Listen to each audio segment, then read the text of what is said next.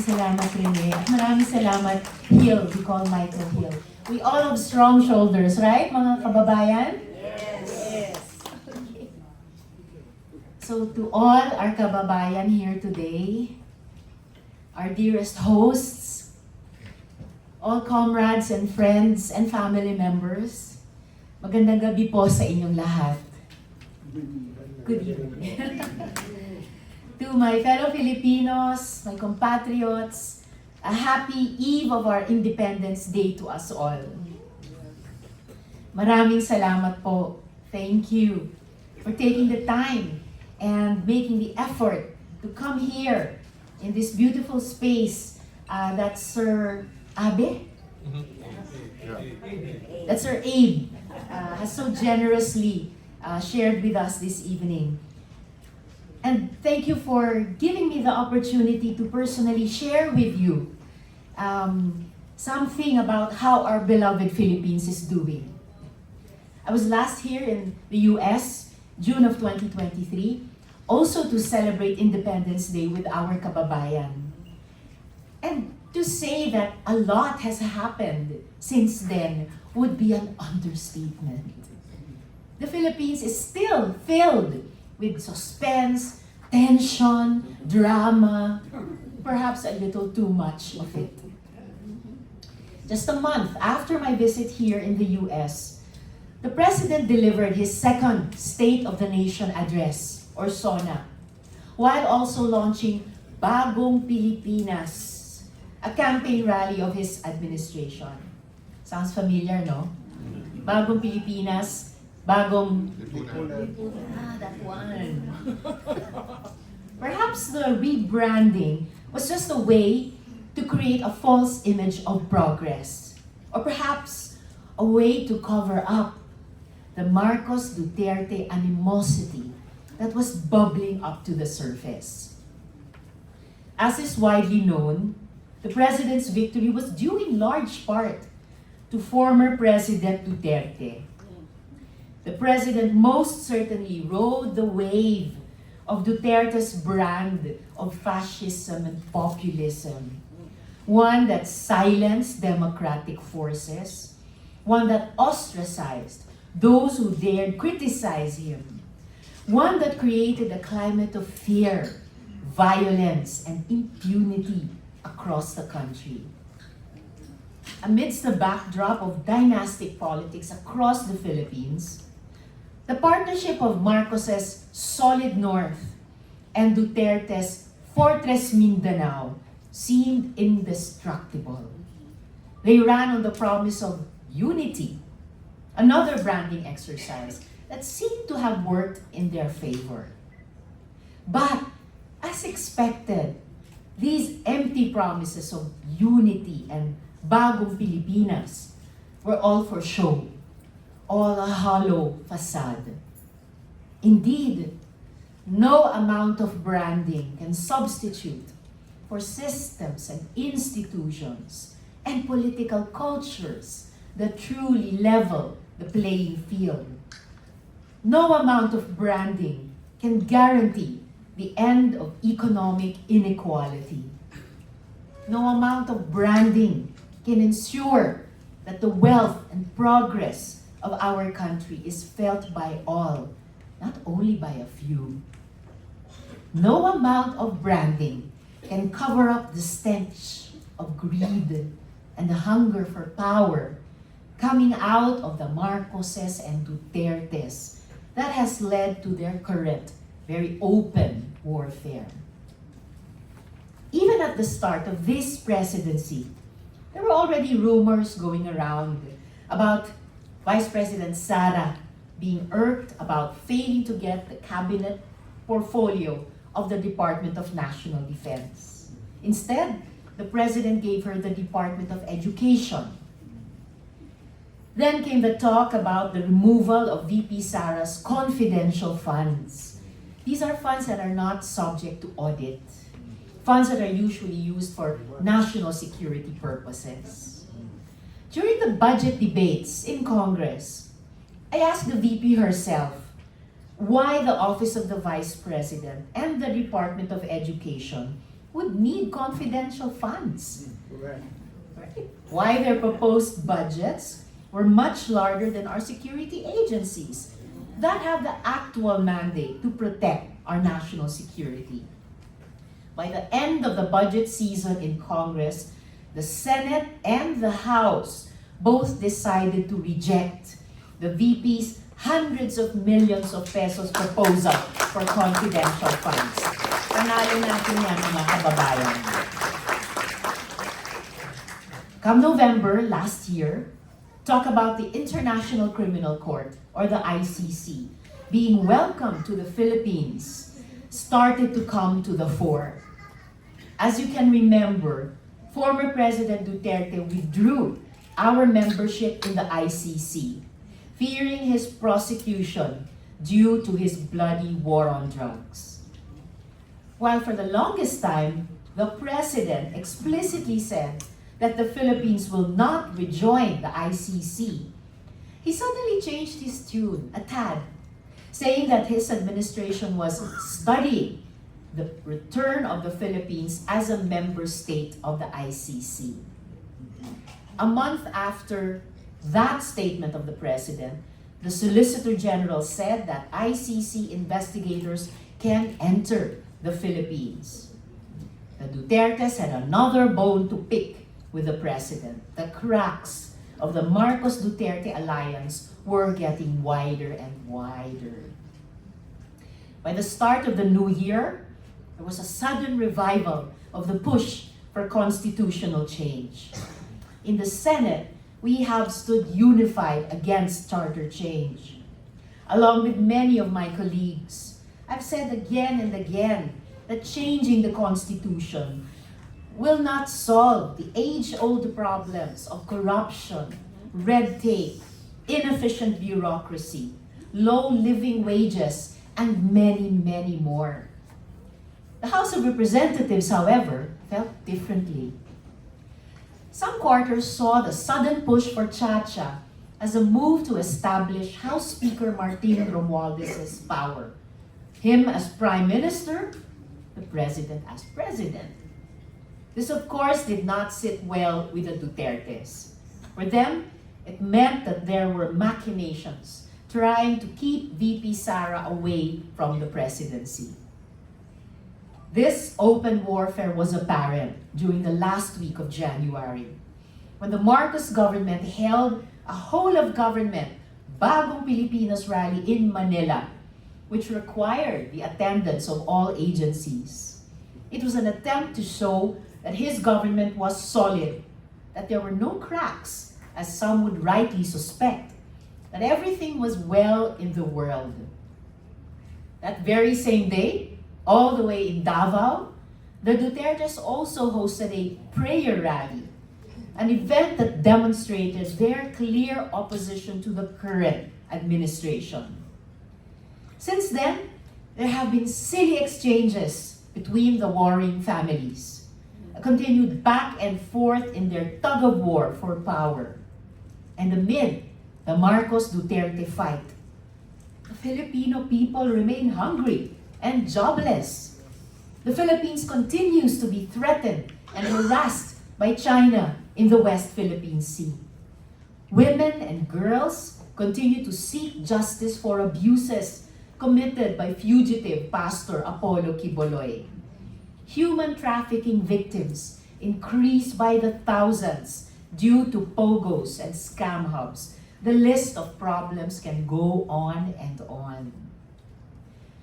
As a member of the opposition, witnessing this feud unravel before our eyes only makes me even more motivated to take action. To take this time to reinvigorate our base, broaden our alliance, and show the Filipino people that we, in opposition, can offer a much, much better alternative. That we can provide good governance, that we can lead, that we can win. Talaga. Friends, mga minamahal kong kababayan, our country needs all the help she can get. I ask that you stay involved in our lifelong project of nation building. I have no doubt that as long as we keep at it, so long as we do not let go of our fight for a better country, for a more just and dignified life for our fellow Pinoys, wherever in the world we are, we will finally bring to life the Philippines we have long dreamt of. Again, salamat po for your presence today. Mabuhay ang Pilipinas. Siguro si Senadora sa center. All right, so first question is on several questions on the West Philippine Sea. And the first one would be, has to do with how are we going to resist China? This is just one of the questions for West Philippine Sea. Stand here.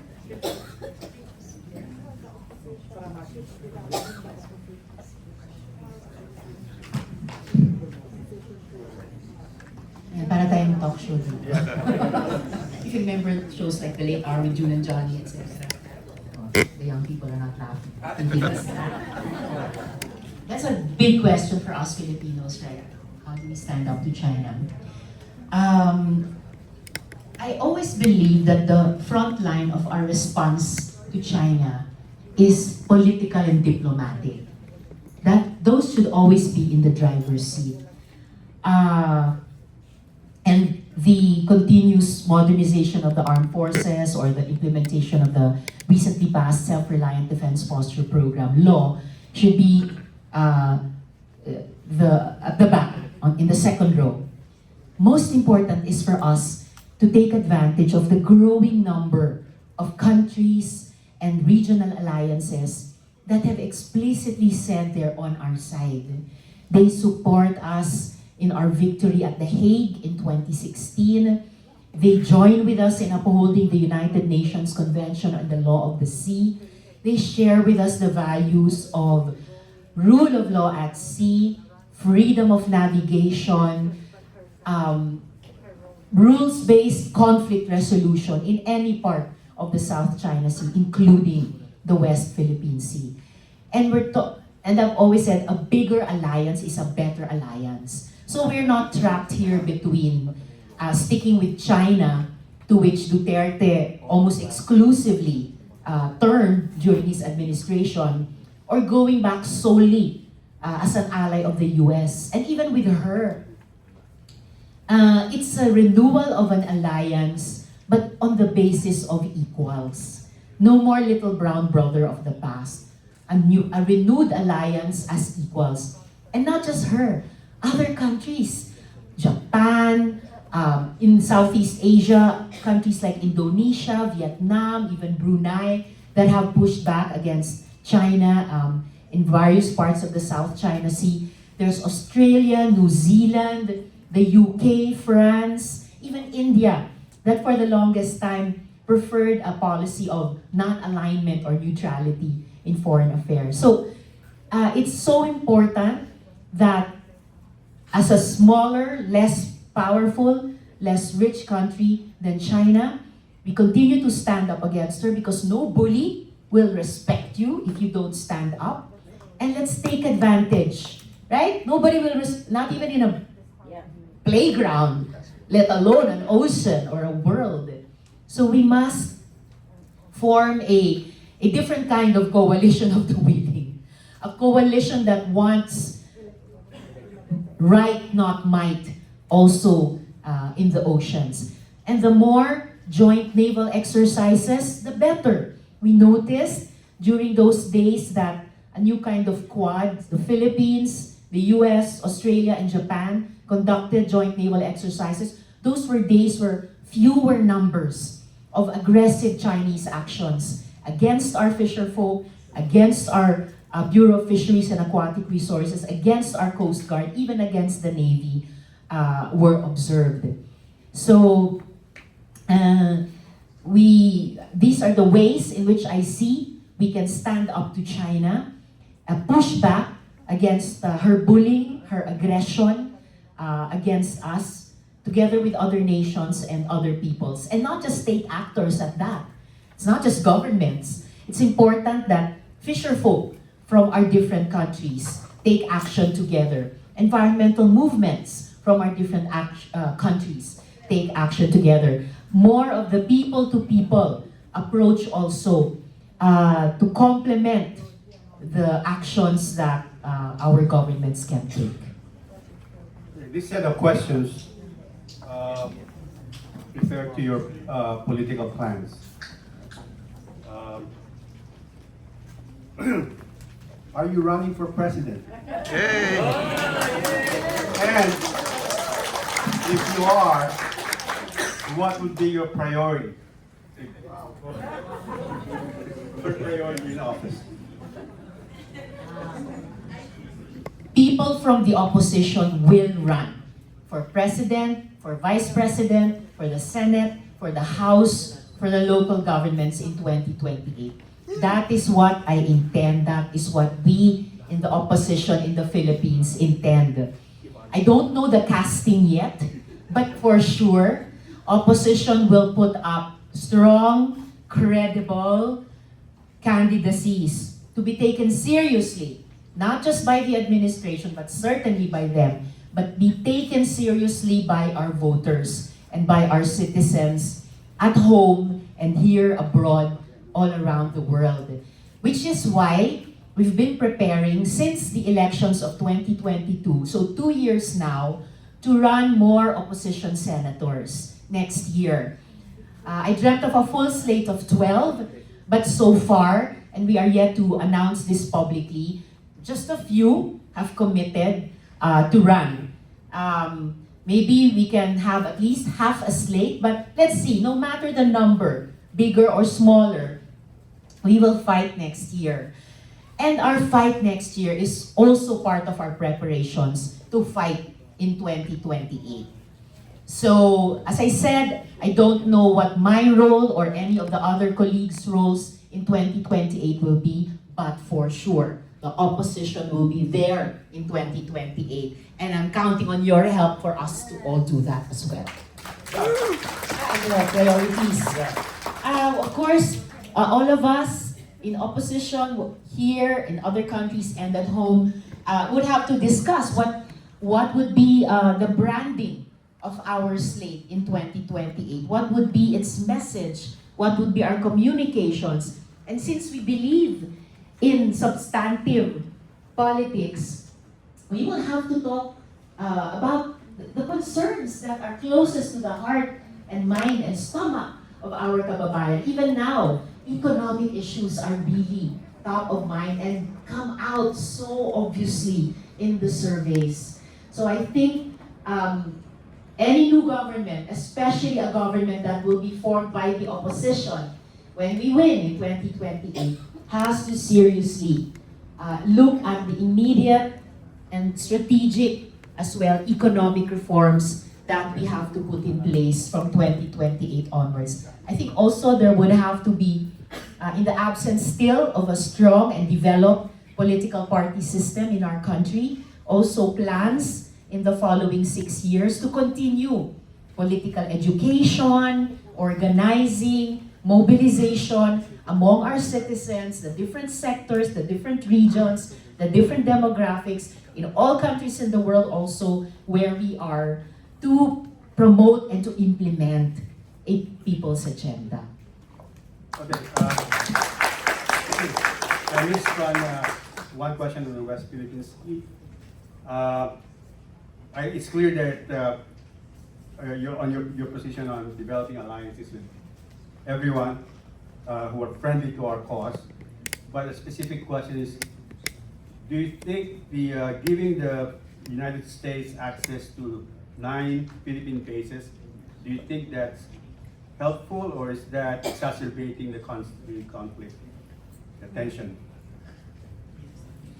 We have compatriots, and I also have colleagues in politics who warn that we shouldn't be too pro-US, we shouldn't be too anti-China. And I respond to them in conversations, partly by sharing what I've shared with you already, but also by saying it's not about being pro-US or anti-China, it's about being pro-Philippines. And yes, and if at this moment, there are countries, old allies, new allies, former enemies in World War II, whose interests coincide with ours in this moment, and they're willing to make common cause with us, also to protect that part of our Philippine national interests that coincide with them, then we have to make space for that.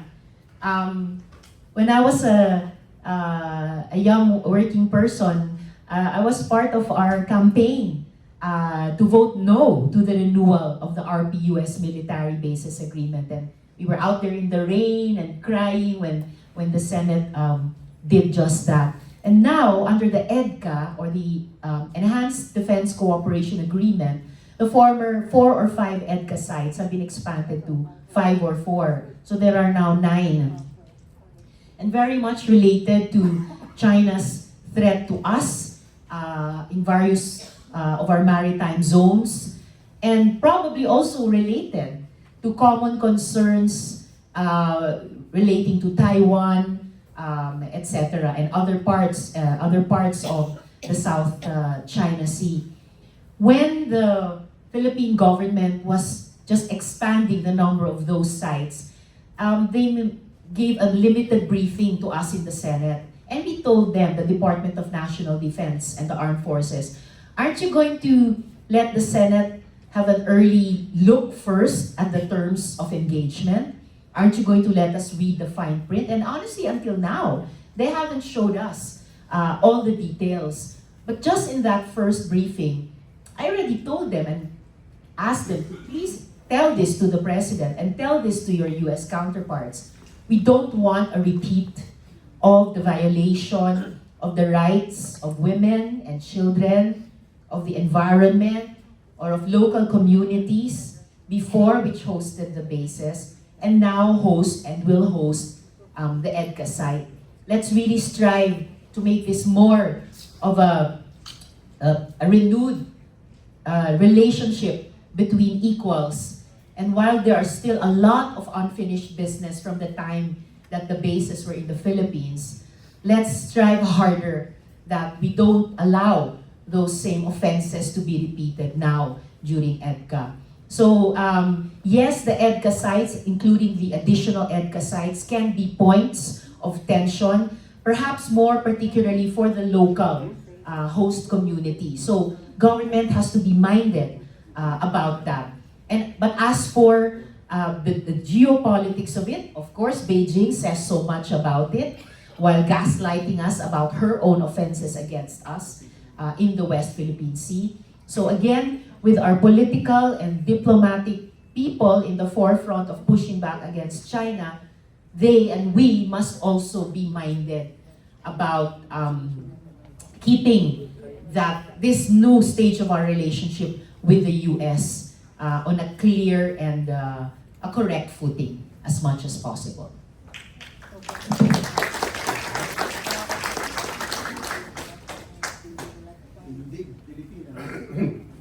Okay. Boy, there are a lot of questions, okay? We're having a hard time trying to consolidate them, so there's no repetition, but they're so varied, I'm afraid we're not going to be able to address all of them. So we'll try our best. So the set of questions has to do with the current controversy on the online gaming offshore gambling operations, or POGOs, that the senator is now investigating.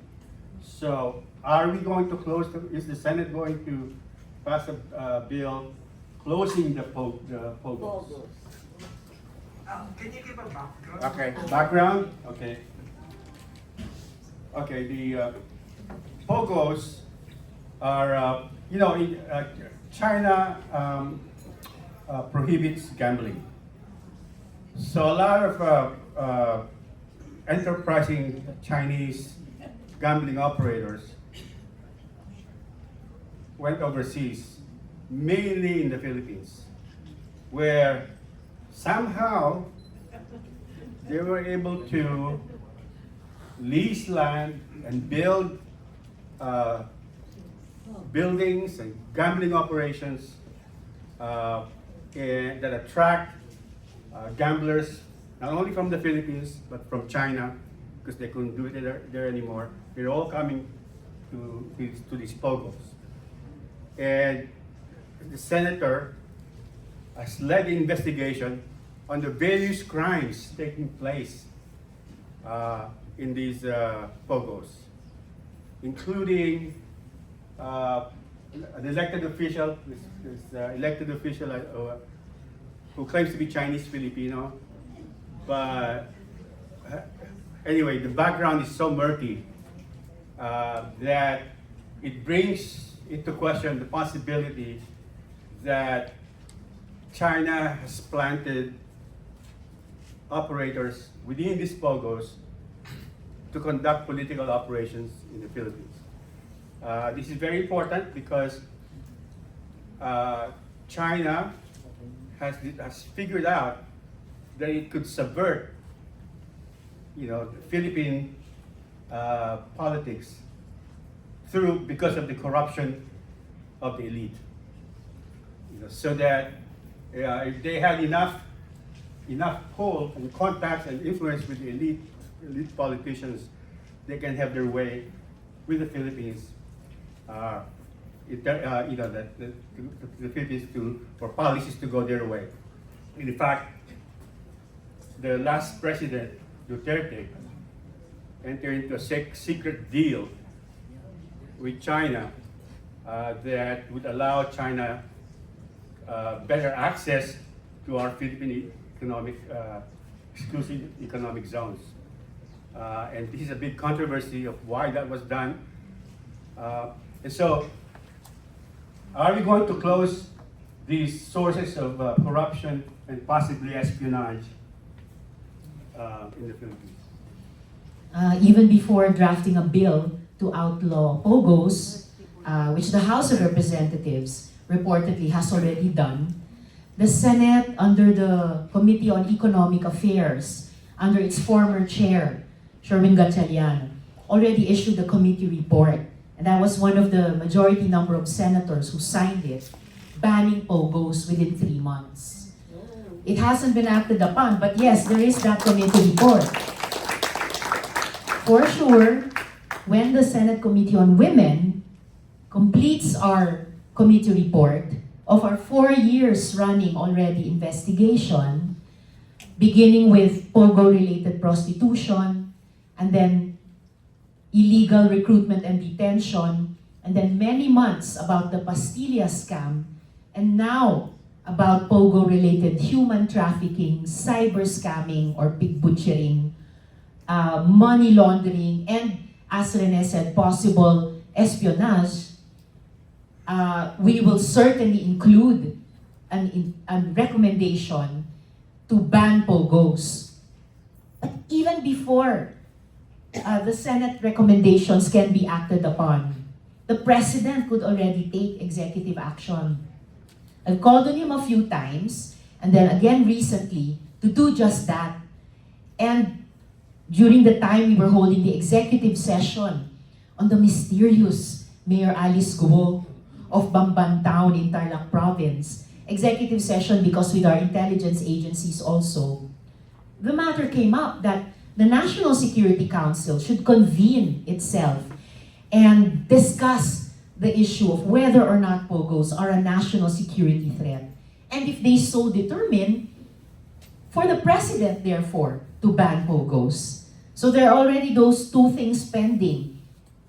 Committee reports from the Senate, the avenue for action, way open for the President.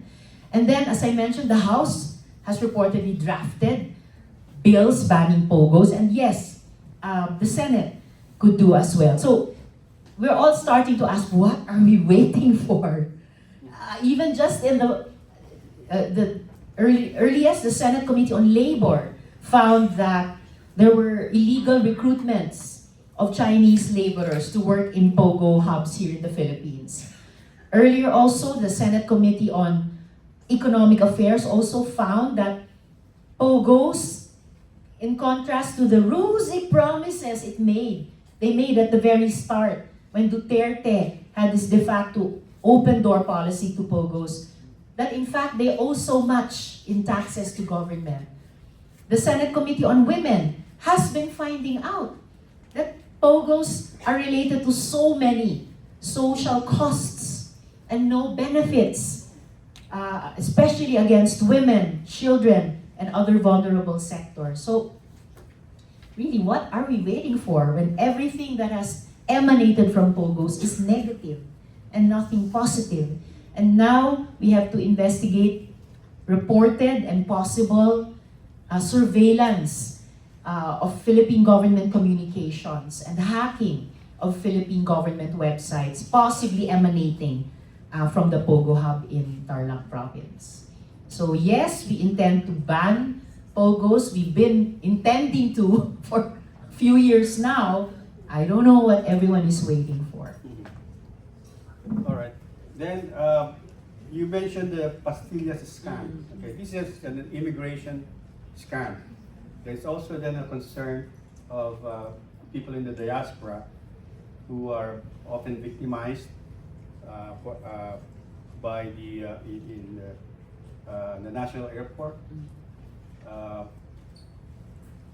extorted money from them and stuff like that. So how do you've done some investigation on issues in immigration? So the Bureau of Immigration was really the agency that was in the hot seat during the Pastilla scam part of the investigation of the Senate Committee on Women against the POGOs.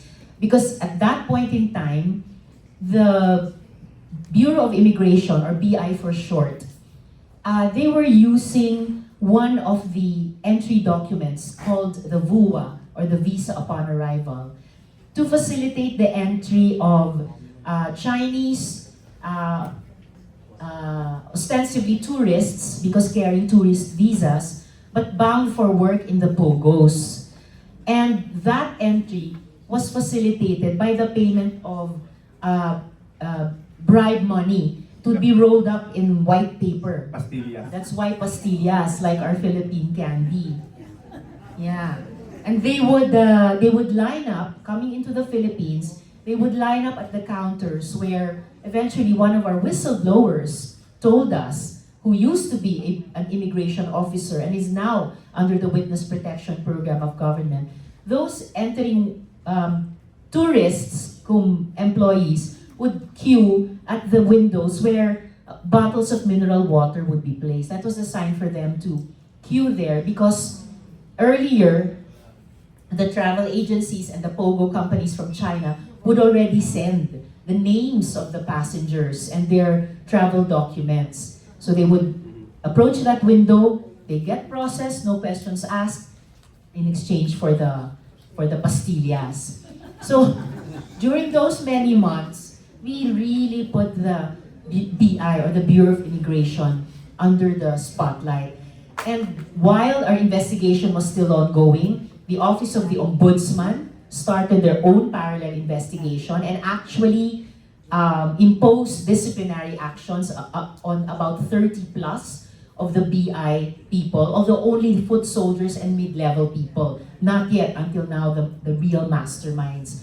Also, the Department of Justice, under which the BI is, conducted their investigation. They even had at least one entrapment operation against someone who was working within the Bureau of Immigration with these POGO scam perpetrators.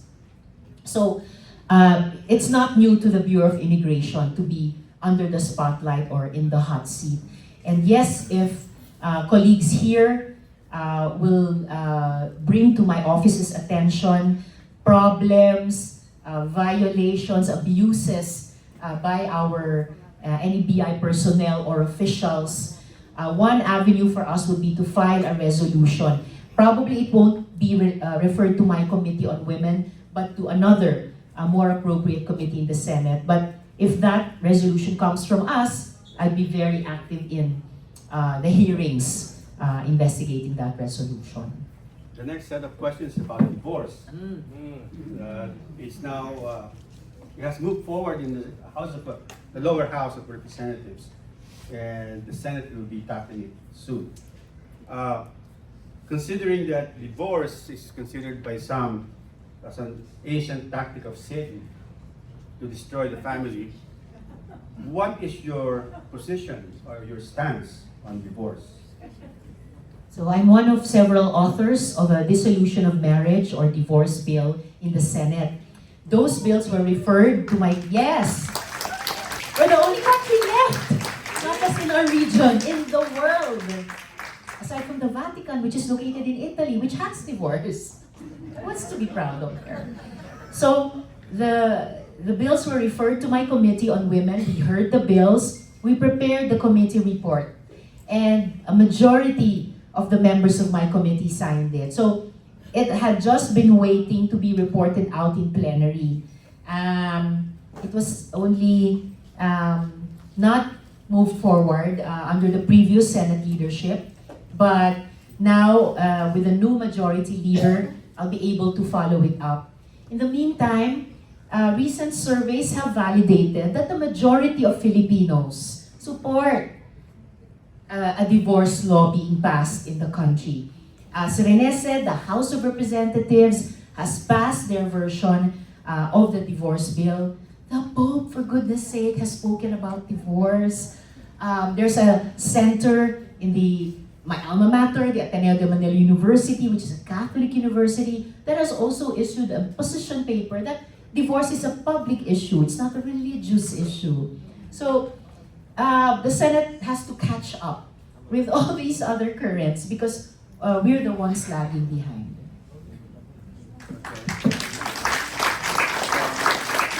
Oh, sorry, and to add, the new Senate President, Cheese Escudero, though he said he's not for the divorce bill, he said that he won't block it and he will allow a conscience vote to be cast on the divorce bill in the Senate as they did in the House. So when divorce advocates organizations ask me, I also said, we have a chance, we have a fighting chance now. Okay, about the last election to the presidency, do you believe that it was rigged?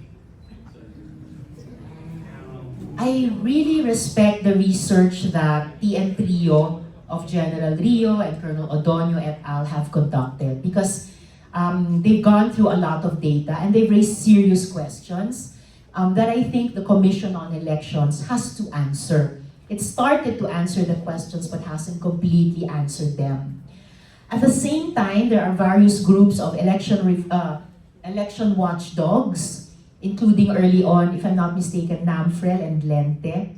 And after them, other electoral reform advocates groups and also IT groups that similarly studied the data and also the findings of TN Trio.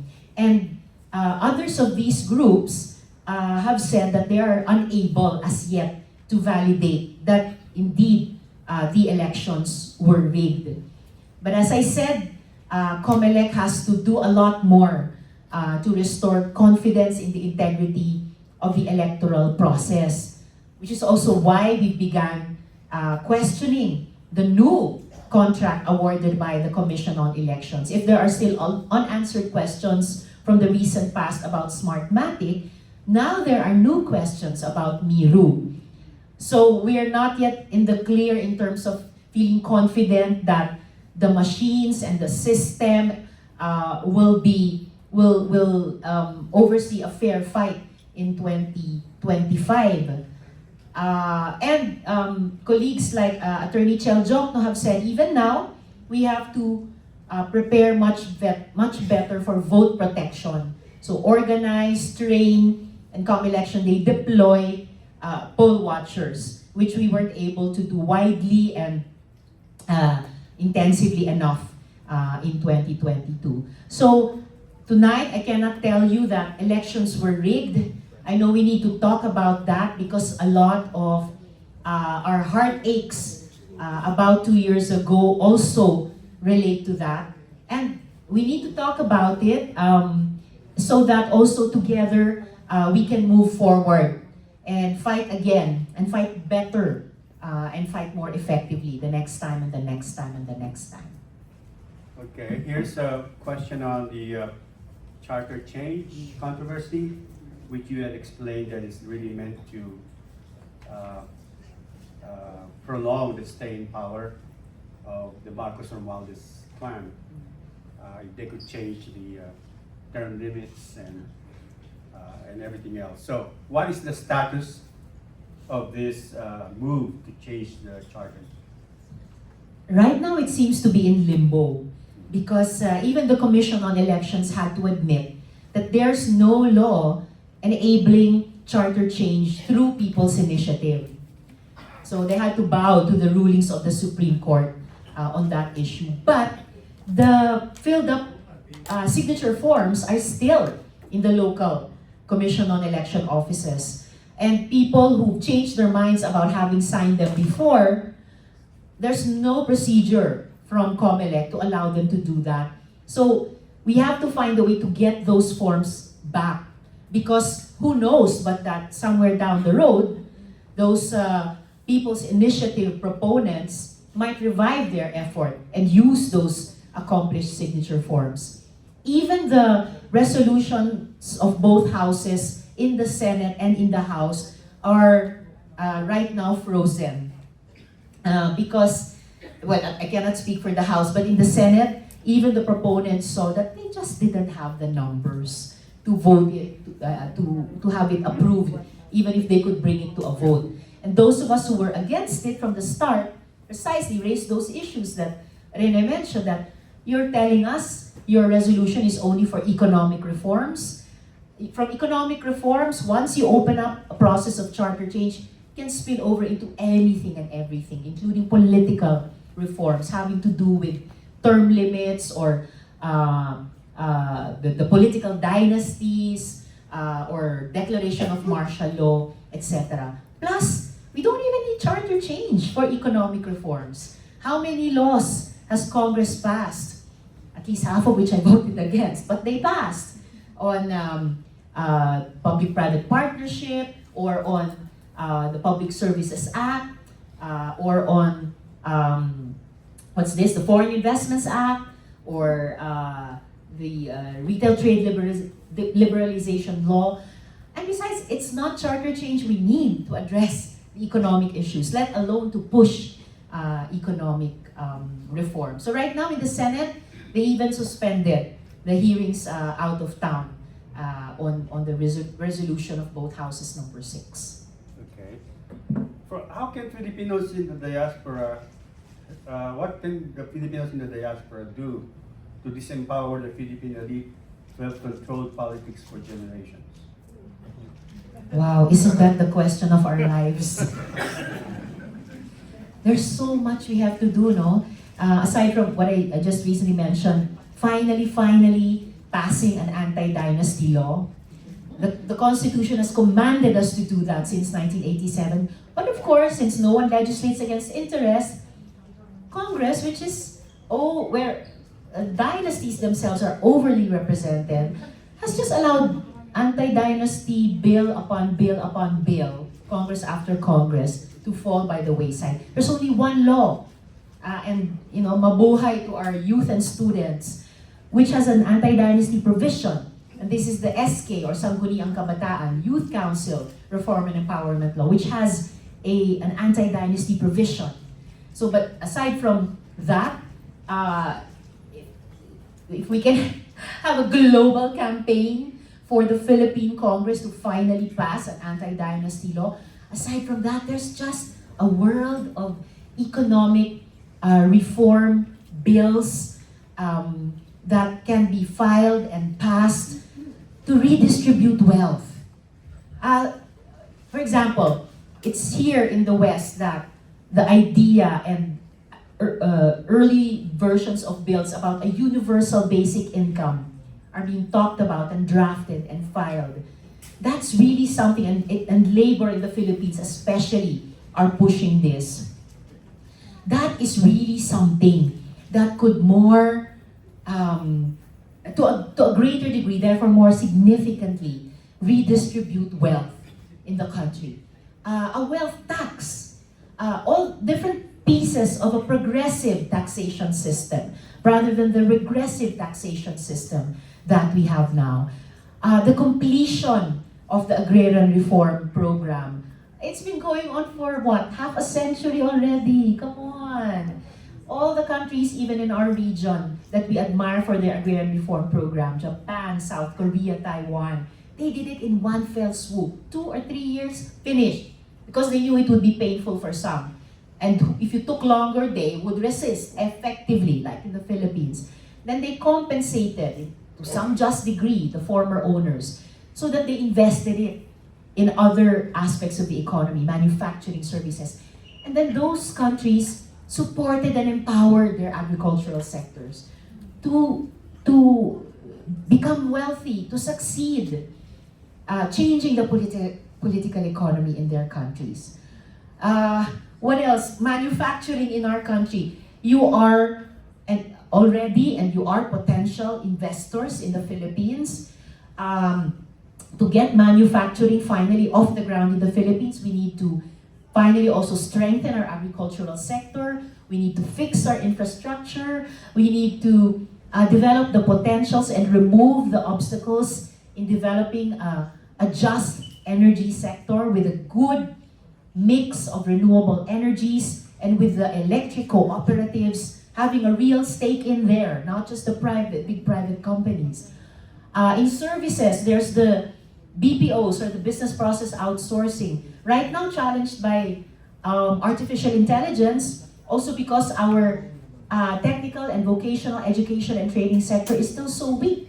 So there are more areas of action where Filipino-Americans can contribute your experiences, your lessons, your best practices, your resources, your influence, your participation, together with the rest of us Filipinos back home.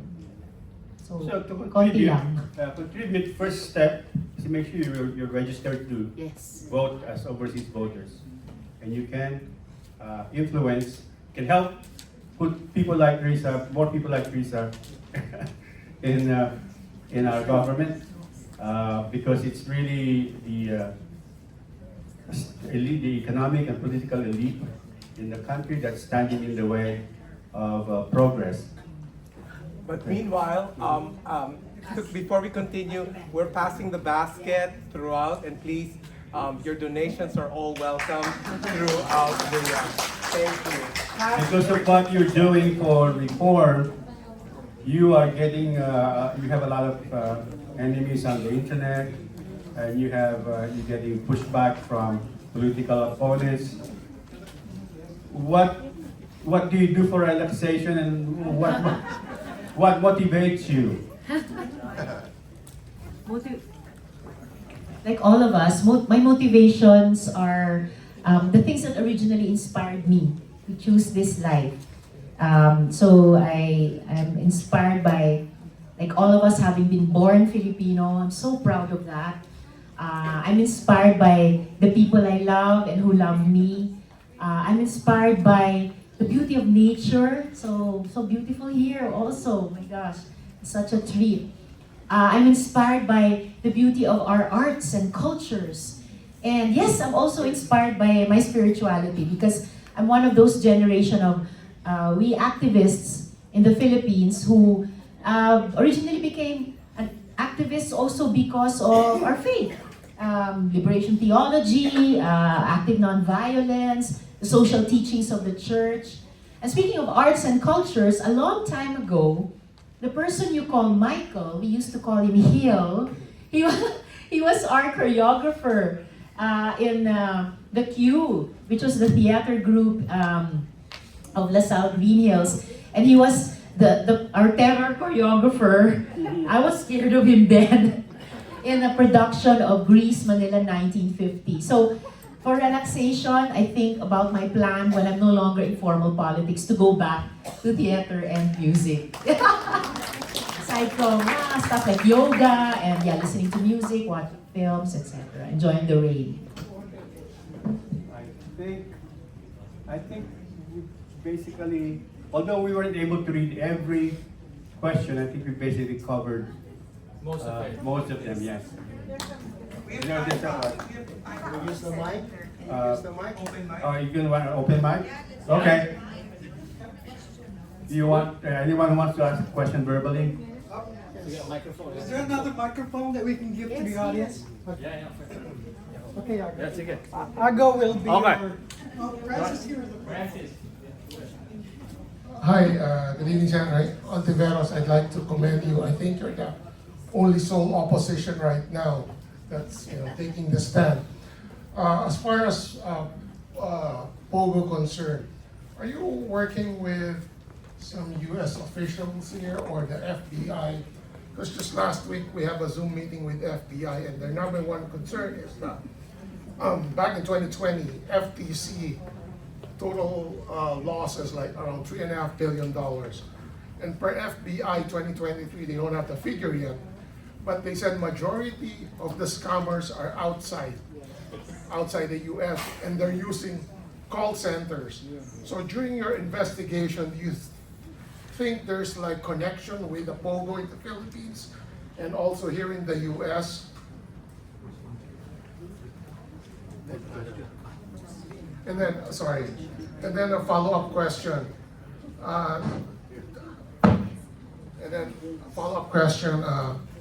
Regarding the Pogo, taking that initiative, that investigation. Allegedly, the mayor is just a small fish in the pond, and they said it's like rivalry, like taking turf, or they just wanted to eliminate their competition. So, thank you. Thank you, sir. One thing that's being investigated now is that there are different groups, different Pogo companies operating in the Philippines. Some may have designated different parts of the country as their turf. Some may also eventually emerge in investigation as being linked to each other or having some form of interlocking directorates, like a director in one company may turn out to be an officer in the other, and such. And yes, beyond the Philippines, it could eventually emerge in our final committee report that these Pogos are part of a regional or even international network of similar or actually linked or syndicated groups. In one of our recent hearings, the UN Office of Drugs and Crime was there, and they said that although Pogos are even worse in the Mekong Delta countries, they are already concerned about the Philippines. And they noticed the Pogo hub that was raided in Bamban Town in Tarlac Province. So it was already a cause for concern for them. There's also a US-based Filipino researcher and professor, I'm just forgetting his name right now, but he's doing great research on Pogos globally.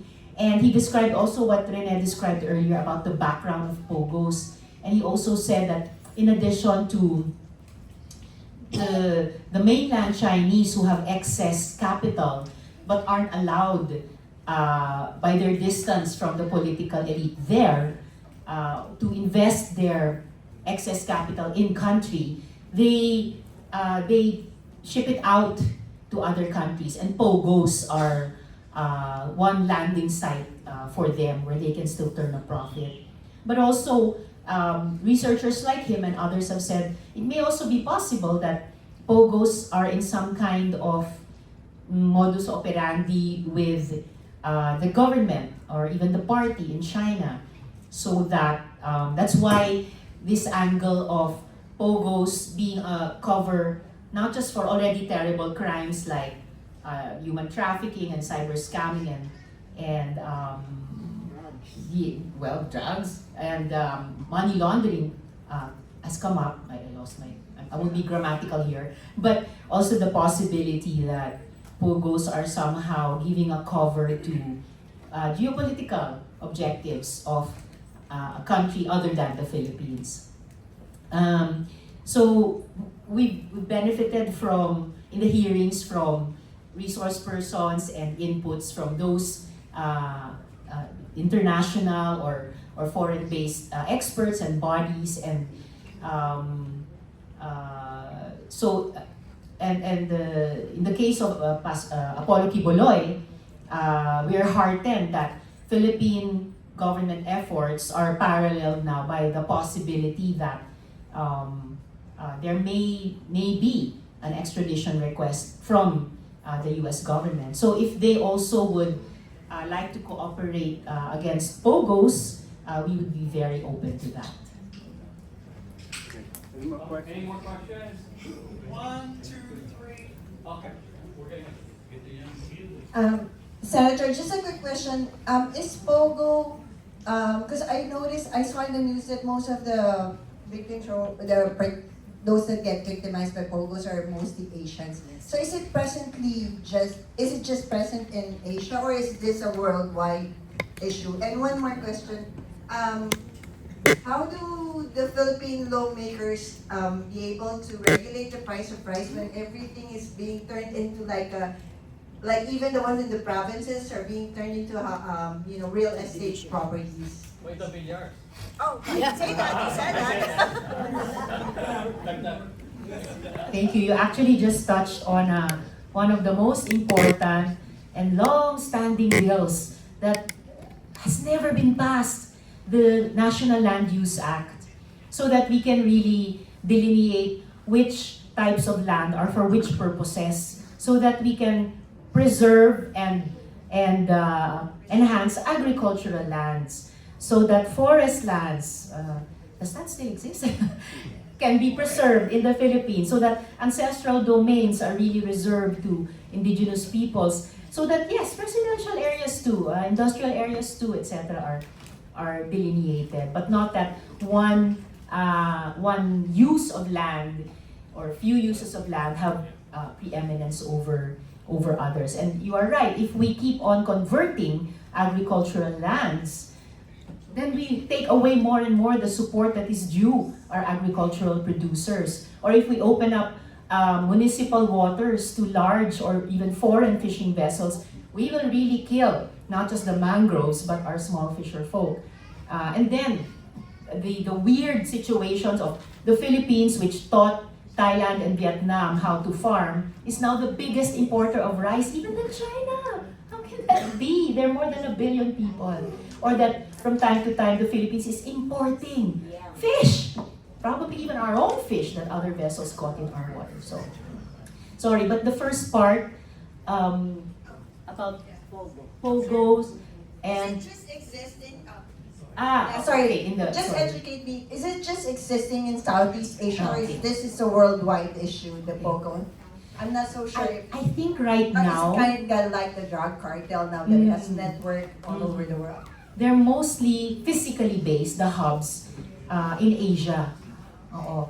And that's why most of the victim survivors who are rescued are, if not Filipino, like in the recent hub, the hub in Bamban town, others rescued were Malaysian, Vietnamese, and others. But there are also hubs where, I remember, there was one who was from West Asia, the Middle East.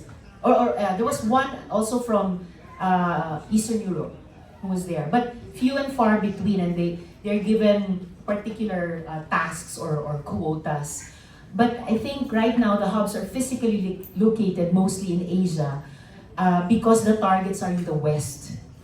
So usually men, older, alone or lonely, but also women, also LGBTQIA+ persons are targeted. But definitely the whole world knows about POGO or the crimes sheltering under them, because in the West it has a name, not cyber scamming, but pig butchering. So it's a global problem now. Thank you. A question here? Hi, Senator. So during my last few years of college in Manila, I was fortunate having the chance to found an NGO, and during that time, it was really eye-opening to see like the plight of the indigenous, the Aitas in particular, with the inequality, as in they nagbebenta sila the crops and to the lowlands, and then the people from the mainland would sell it at an inflated price.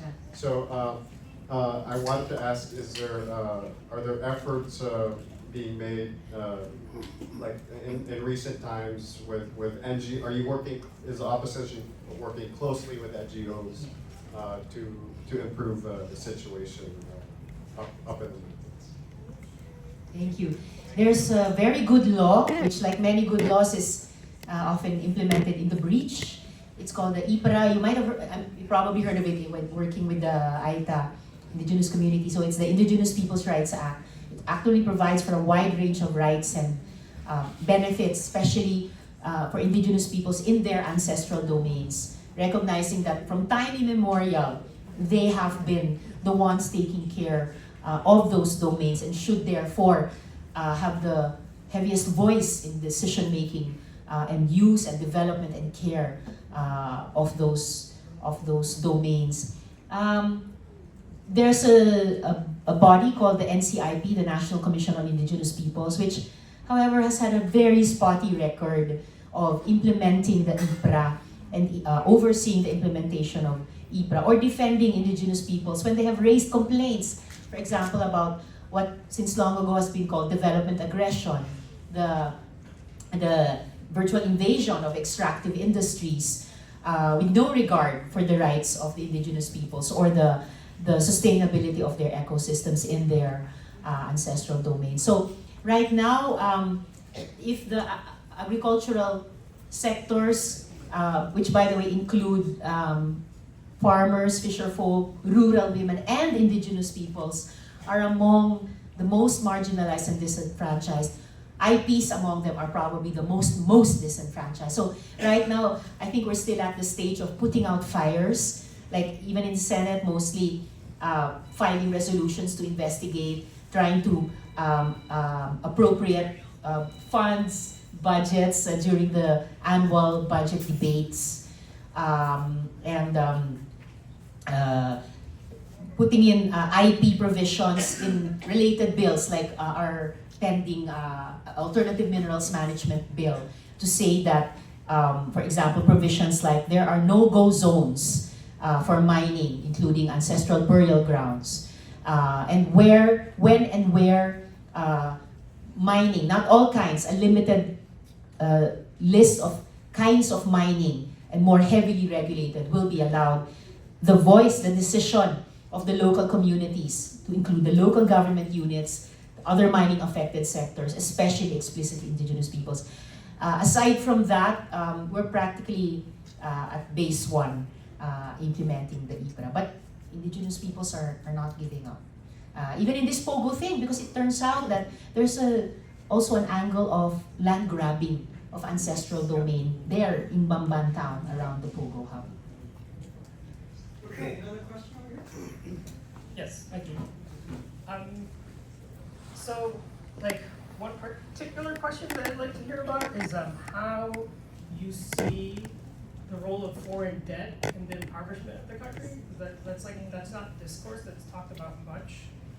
Like, whereas actually your fellow party member Walden Bello has been like a champion of like reversing that course, right, and like challenging really like Western powers that drive the IMF and World Bank loans that dissuade any forgiveness among like countries of the global south, including the Philippines. So I guess like launching off of that, like I'm curious as to your like wider theory of change, right? Because like it says on the pamphlet that Akbayan is like a democratic socialist party, right? But like I haven't heard you address like what your views towards capitalism is, and that actually informs like the plight of the indigenous and how like privatization encroaches on their lands and causes these land grabs, and like how rice liberalization like predates on farmers, right? Where like they're being thrown incessantly into like servitude, right? So like how, so like from the people I've talked to on the ground, right? They pursue something like food sovereignty that would like insulate them from like the powers of the world market that is again controlled by American imperialism. So I'm curious, like, how do you see like all these issues, right? Orient around that sort of like bigger worldview, or like what is your worldview? Let's bring out the beer. I think if ever there was a time in the history of us human beings on this planet that capitalism had the answers, or more of the answers, to what our civilization was wondering about at that point in time, it doesn't anymore. And I don't think that it ever will anymore. I think there's an exhaustion, and it shows not just in theories and data, it shows in the lives of people on the ground. How much misery we have created so far with the way we've done politics and economics so far, with the way our cultures as peoples have developed. There's still a lot of good stuff in there. Our solidarity as Filipinos, our bayanihan. But we haven't created the societal systems that allow that empathy, that human compassion, that sense of fairness and justice to be produced also by the politics and the economic, the way economics is done. So that's why I am a founding member of Akbayan, and I always say I'm Akbayan forever, I'll be Akbayan for life, because I do think that the analysis and the alternatives of a more truly democratic, because a more just worldview, although that's the biggest word of our lives, and I can't talk about it all tonight. I think that an analysis and a proposal that includes more of the elements of socialism, a democratic socialism, are what can help us understand in new ways as well the existential threats we are facing today. So climate change and global warming, identities, different kinds of generation gaps, the changing world of work, the frustration with the thing called democracy that we say we all love, but how come so many people seem to have fallen out of love with it? Because, for one, they say, in all fairness, that it's not something they can eat. Crises like the rise again of authoritarianism and populism in our time. Debt is also a big problem before and now too. It has just changed its characteristics. During the time of the martial law dictatorship, the foreign debt was really one of the damning legacies of his dictatorship to our people. It was especially galling that parts of that foreign debt, for example, on the Bataan nuclear power plant, which movements like the Freedom from Debt Coalition campaigned heavily against, with the words and lyrics from Noel Cabangon of don't owe, won't pay. But debts like those were simply absorbed into the national budget through the automatic appropriation provision of the budget. So there are too many things, legacies of the dictatorship, that Filipinos have simply been forced to pay until today because they were absorbed into the general debt. Today, apparently, the domestic debt is larger than the foreign debt. Is that good or bad? Even a household may take on some level of debt from time to time, as long as the parents or the adults in the household can determine that this is sustainable. Is the level of debt now in the Philippines sustainable? That's something we debate every every budget season, starting with the I forget the name of the first session, where the government economic managers present their principles of the budget for that year. So, worldview is really the question of our lives, but right now these are some of the other things I can share with you about how I too am trying to understand the situation we're in, and how I'm trying to understand also what should be our answer or parts of our answer to the question of what is to be done.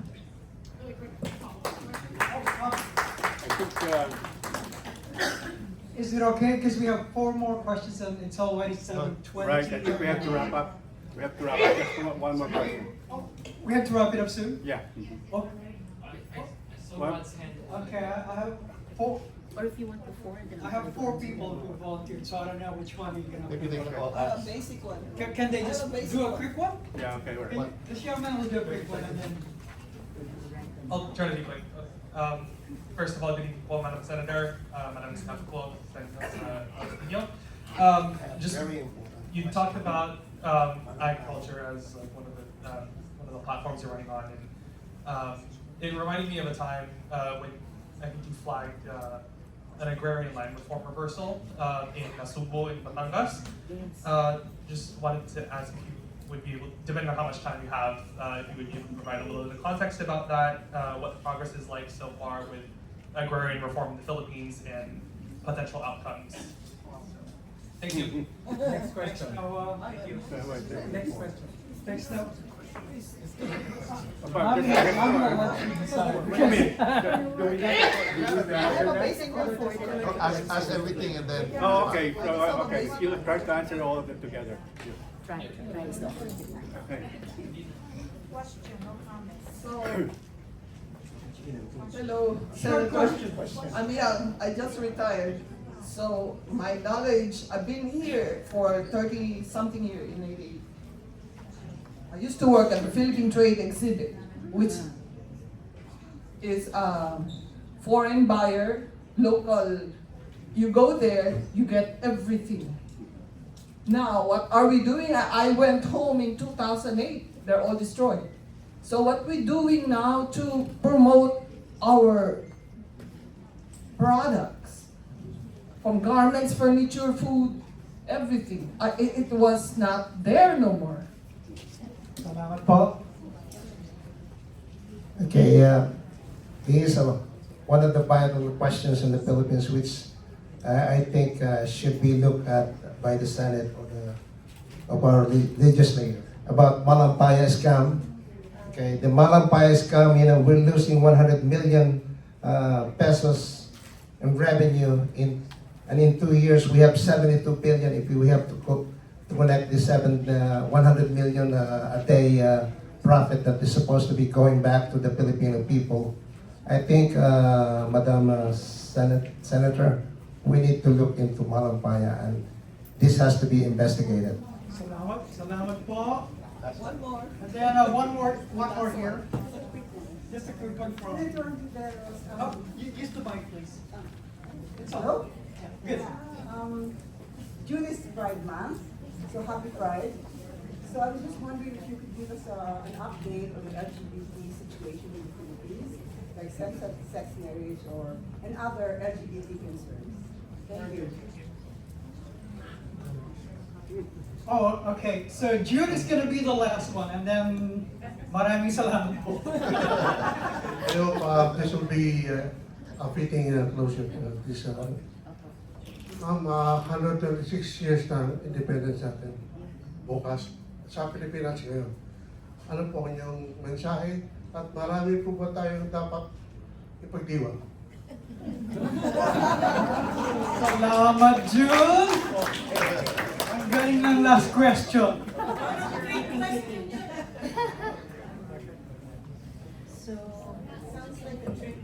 Okay, I'll try to be brief on the 5. So, as I mentioned earlier, agrarian reform is unbelievably half a century in the running already, right? And has been overtaken by many other problems of agriculture. But we simply have to do it and support the agricultural producers through their different organizations, including cooperatives, to make a success of it and to make a success of their own ranks. Product promotion, first we have to have quality products in quantities produced by working people who are enjoying a living wage or something approaching it cumulatively. And then that product promotion should be part of the whole range of good works that a government should be doing as part of Asia and as part of the world, participant in global trade. Malampaya scam.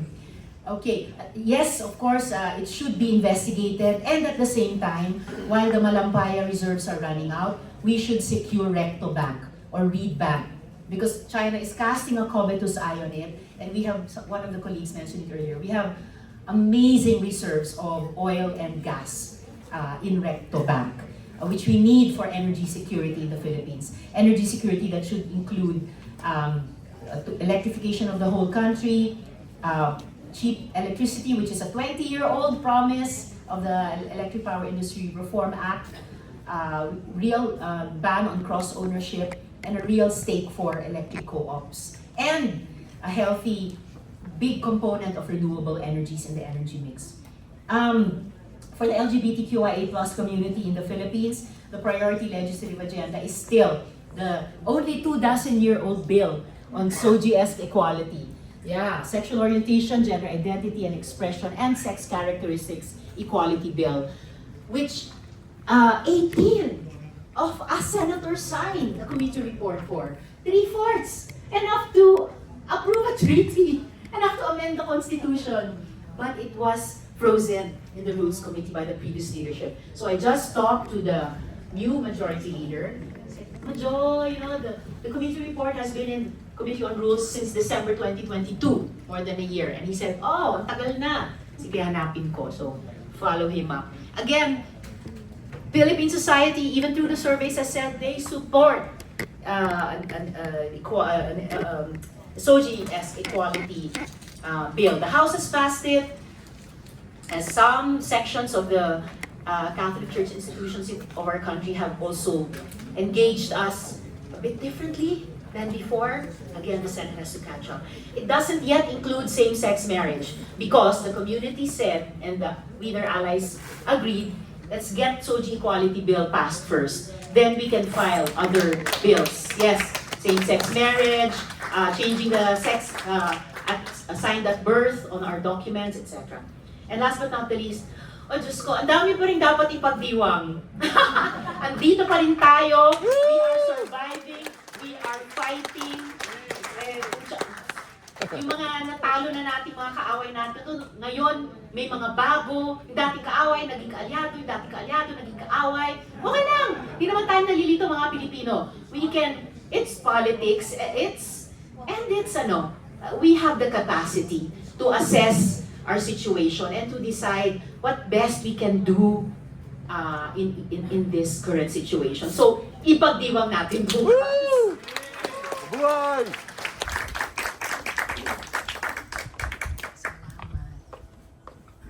Salamat, Rene. Are we going to sit on this bench? You can. Okay. Although if the sun moves some more, we'll have to move the bench into Mona Lisa and Lloyd's sala. So, as Rene said, maraming salamat talaga ulit kina Lisa at Lloyd for sharing this beautiful and welcoming and safe and empowering space with us for the second year running. Thank you very, very much.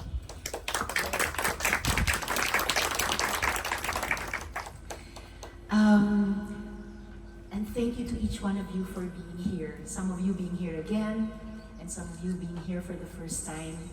I appreciate so much how you're sharing the leadership that you exercise in your different parts of the Phil-Am community here in America with all of us gathered here today. And it really gives me a lot more hope. Though in the rambunctious and chaotic, as Rene described it, political world of the Philippines right now. I think I'll just share a few opening points, issues that are closest to my heart and mind at this point in time, and then so that we can go into the more important part of this afternoon, which is like last year's wonderful free-flowing discussion, conversation among all of us. A few things about how I think the Philippines is doing right now, and then in our wider conversation later, to seek your own insights, analysis, wisdom, suggestions about how we can break out of a lot of vicious cycles in the Philippines and really move forward in a meaningful and a sustained way into the future. So, one thing that we're very curious about these days is, even we in the opposition, even in the Philippines, but because we're outside the Marcos administration, how is it doing right now, 2 years on, after their seemingly grand start as this unity that seemed unbeatable in the elections, and which we expected to hold at least until the eve of the next general elections in 2028. But seemingly so early on, even before the midterm elections next year, has started to show cracks between the base of the president and the base of the Dutertes, probably also to the great consternation of those bases. And I'll return to that at the end of my brief sharing, because I think this offers a unique situation for the Philippine opposition today. It seems that open warfare has broken out between the two leading factions in the administration, with even their social media armies at each other's throats, and very visible, very audible, and very obvious to the Philippine public.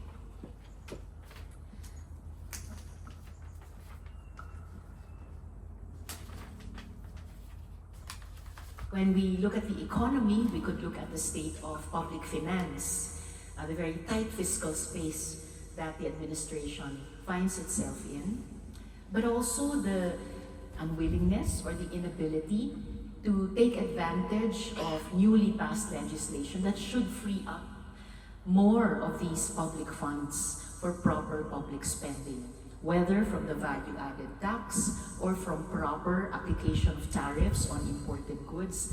And all of these balanced with efforts from opposition and other reform sides to advance a more progressive taxation system and to give proper support to direct producers in country, especially the agricultural sector, farmers, fisherfolk, indigenous peoples, and rural women, and to balance that with just the right amount of necessary imports and properly applied tariffs on them, with the revenue from that going to the sectors for which they were earmarked in the first place.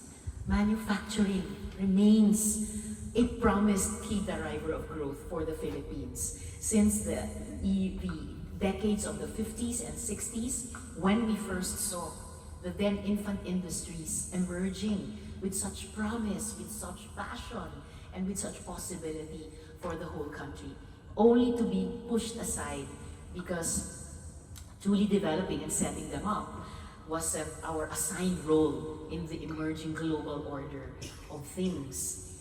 But even now, those who dream that we haven't missed the boat on at least some kind of selective industrialization will tell us that manufacturing is still possible in the Philippines if we truly strengthen the agricultural sector, if we finally lay out and open up to traffic proper infrastructure all over the country, if we develop all the potentials in the energy sector, clear away the overly heavy hand of already existing political dynasties and elite parts of the economic sectors, allowing more and newer players to come in, especially on the renewable energy front and the front of electric cooperatives, to finally deliver the promises even of the Electric Power Industry Reform Act, or the EPIRA, now 20 years old, but which still hasn't delivered its original promises of full electrification of the country, cheaper and dependable supply of electricity, and a good stake in the overall power sector for renewable energy suppliers and electric co-ops that are well-performing and in fact highly rated. Because there are very high costs to our whole political economy for the high cost of electricity. It's really insufferable that even during the recent heat wave, there were regular yellow and red alerts issuing from the energy sector, still repeated and sustained blackouts in almost every part of the country, of course leading to an even higher price on electricity to the detriment of Filipino households, of Filipino manufacturers, and further shrinking the possibilities of seeming an attractive investment destination for those foreign direct investments that every administration since the EPIRO was passed has said that they want to attract. Even the Maharlika Fund that we in the Senate minority argued and voted against is now presenting itself as a vehicle for energy investments. Its leader, its president, Mr. Consing, has started to talk about reacquiring the national grid of the Philippines, bringing it back into government hands, but using the Maharlika Fund as a vehicle. As you might remember from the debates about that Maharlika Development Fund, there still remain many issues about it. And certainly, it's not for the lack of a vehicle like the Maharlika Fund that investments are coming in slowly and with difficulty into the energy sector. It has to do more with the constraints that I mentioned earlier about the underdevelopment of agriculture, the weakness still of the infrastructure, and other constraints in the energy sector. I've mentioned a little about agriculture, about manufacturing, or still the unfulfilled promise of manufacturing. Let's not forget the services sector, within which the business process outsourcing subsector, or BPO subsector, still also has a lot of potential to be unlocked. If we can also figure out how that subsector can meet the challenge of artificial intelligence, especially that our technical and vocational education and training system is still quite underdeveloped. Considering that at this point in time, we need to reskill and upskill our workers and employees and entrepreneurs, even in the BPO sector.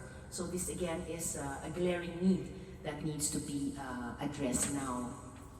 Even the mining sector, which used to contribute, some economists say 7% of the gross domestic product of the country, it has now shrunk to 0.6%. The early on promised benefits of transfer of technology, employment generation have not really been realized.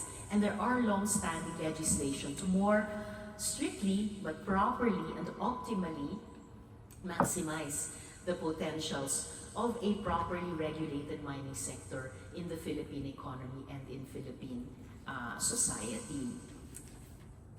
So, I mentioned earlier that in my brief sharing, I'll mention some of the political and economic developments or underdevelopments, and how we in the opposition back home in the Philippines are starting to view this emerging map, this emerging landscape, and see where are the opportunities, where are the challenges for opposition to present ourselves again next year in the midterm elections, where we will be electing 12 senators and all local government officials from the provincial to the municipal or city levels. And again, the contest in the general elections in 2028, when we will also be electing new president, vice president, and down the line. I started to share with you last year, and this is an ongoing project now. So today, what we call under the working title Big Tent has been in preparation for 2 years already. Today, initially to try to put together a full slate of 12 from the opposition for the Senate next year. So far, we have just a few who have committed to run next year. We'll soon be making a public announcement or launching of their candidacies. Before that, earlier, we did a ground conference with a good number of the political officers who will be manning, womaning their campaigns on the ground from Luzon to Mindanao. I'm still hoping that by the time they will file their certificates of candidacy in October, we might have at most half a slate of 6. But even if we have fewer than that, even if we have just the ones who are committed, we'll fight. We need to elect more opposition senators next year. We are only 2 in the Senate minority right now, and my minority leader, Coco Pimentel, is terming out next year. So I cannot be left as one member of the minority. That's too pitifully tokenistic. And we need to add more opposition senators so that from inside the Senate and from outside the Senate, we can continue to strengthen the opposition to be, as I mentioned to you last year, a credible threat to the administration, and to be, even more importantly, a serious and a winnable option for Filipino voters in the Philippines and all around the world. I think I feel very hopeful in spite of the kind of politics we have in the Philippines as described by Rene earlier. And my fighting spirit is very high, together with our colleagues and our kababayan in opposition in the Philippines. By next year, we will have been preparing for 3 years, and I think that we will be able to fight smarter, fight better, and win more in the midterm elections. And if indeed we can do that, then we intend and we will get stronger until the general elections 3 years after that, or 4 years from now. So maybe, I'm sure you have a lot of ideas, opinions, feelings, and questions about this and any other topics that you want to talk about. So I'll pass the mic back to Rene now. Maraming salamat po.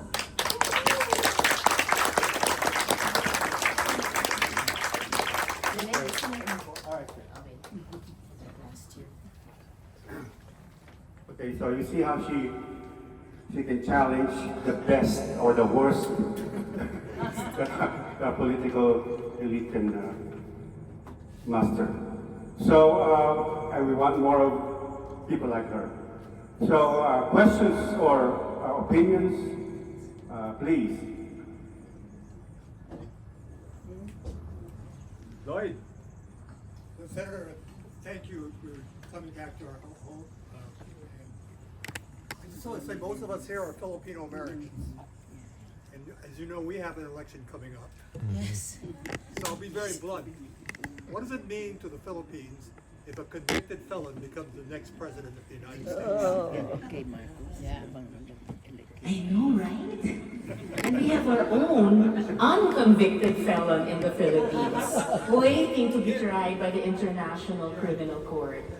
We have a president whose father still has unsettled crimes from decades ago, of human rights violations, of plunder.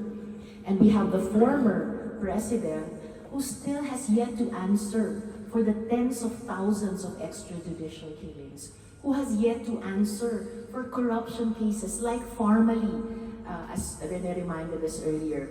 The former health secretary made the happy mistake of saying that Duterte was the one who instructed him then to transfer a large sum of money from the Department of Health to the procurement service of the Department of Budget and Management without any proper documentation or process for that matter.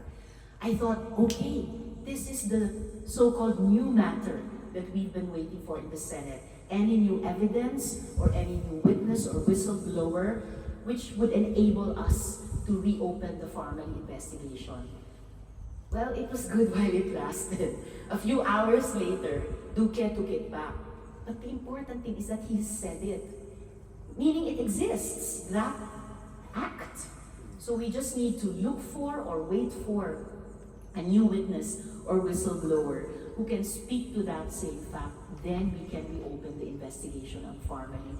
And finally, connect the dots all the way up to Duterte. So I am one of many Filipinos who are praying that you, our kababayan, the Filipino-Americans, will not let another egregious situation be given a political legitimacy here in your country, because all over the world we are fighting to withstand and roll back the wave, the tsunami of authoritarianism and populism and the emergence of these strong men in the swing of our planet to the right. And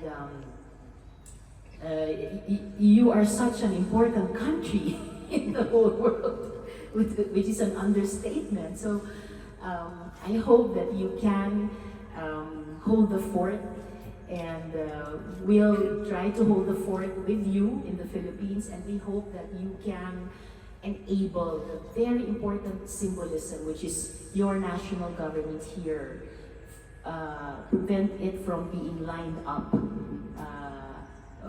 on the wrong side of the pendulum.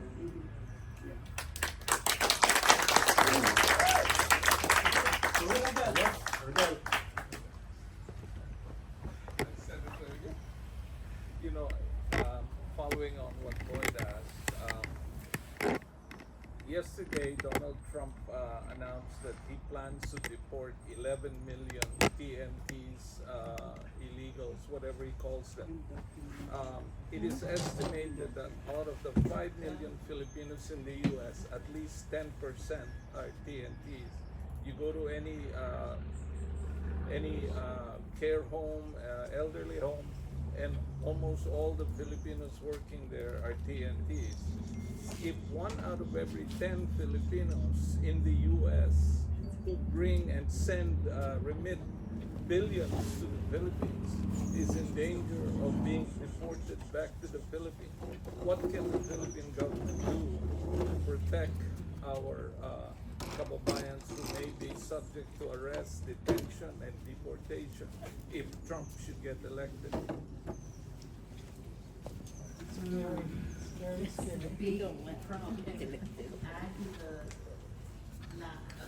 Great lack of decent jobs that labor in the Philippines is advocating for. Great lack of those decent jobs back home, which is one of the pushes for labor migration in the first place. The labor movement, and is a career person in the Philippine Overseas Employment Administration and the Overseas Workers Welfare Administration before being appointed to the DFW. But his plate is very, very full already. I'm sure his heart will be for our 500,000 kababayan who would be threatened in the case that scenario, which I hope you don't allow to happen, materializes. And the Department of Foreign Affairs should also give the support it is still allowed to give to the DMW at this point in time. We've always called on our embassies and consulates to constantly improve their services to Filipinos overseas, including the OFWs, and now they will have a very strong leader or partner in the DMW. Really, most of the homework has to be done at home. Put into place those long advocated for economic reforms to generate jobs in the agricultural sector, in industry, and in the services sector, so that migrating for work becomes not the only or the best option, but one among several good options, including for those who eventually become OFWs to stay and work or make a living or start as micro, small, or medium enterprise at home. But if and when we Filipinos overseas get into trouble, then certainly government at home has to step up its game to assist these kababayan of ours. Let me just add, U.S. law requires that if someone is detained, arrested who is a TNT, that the U.S. government is required to contact the consulate or embassy to provide them with information about the person being arrested or detained so that they can get help. Other countries have done a great job of helping those among them who get arrested.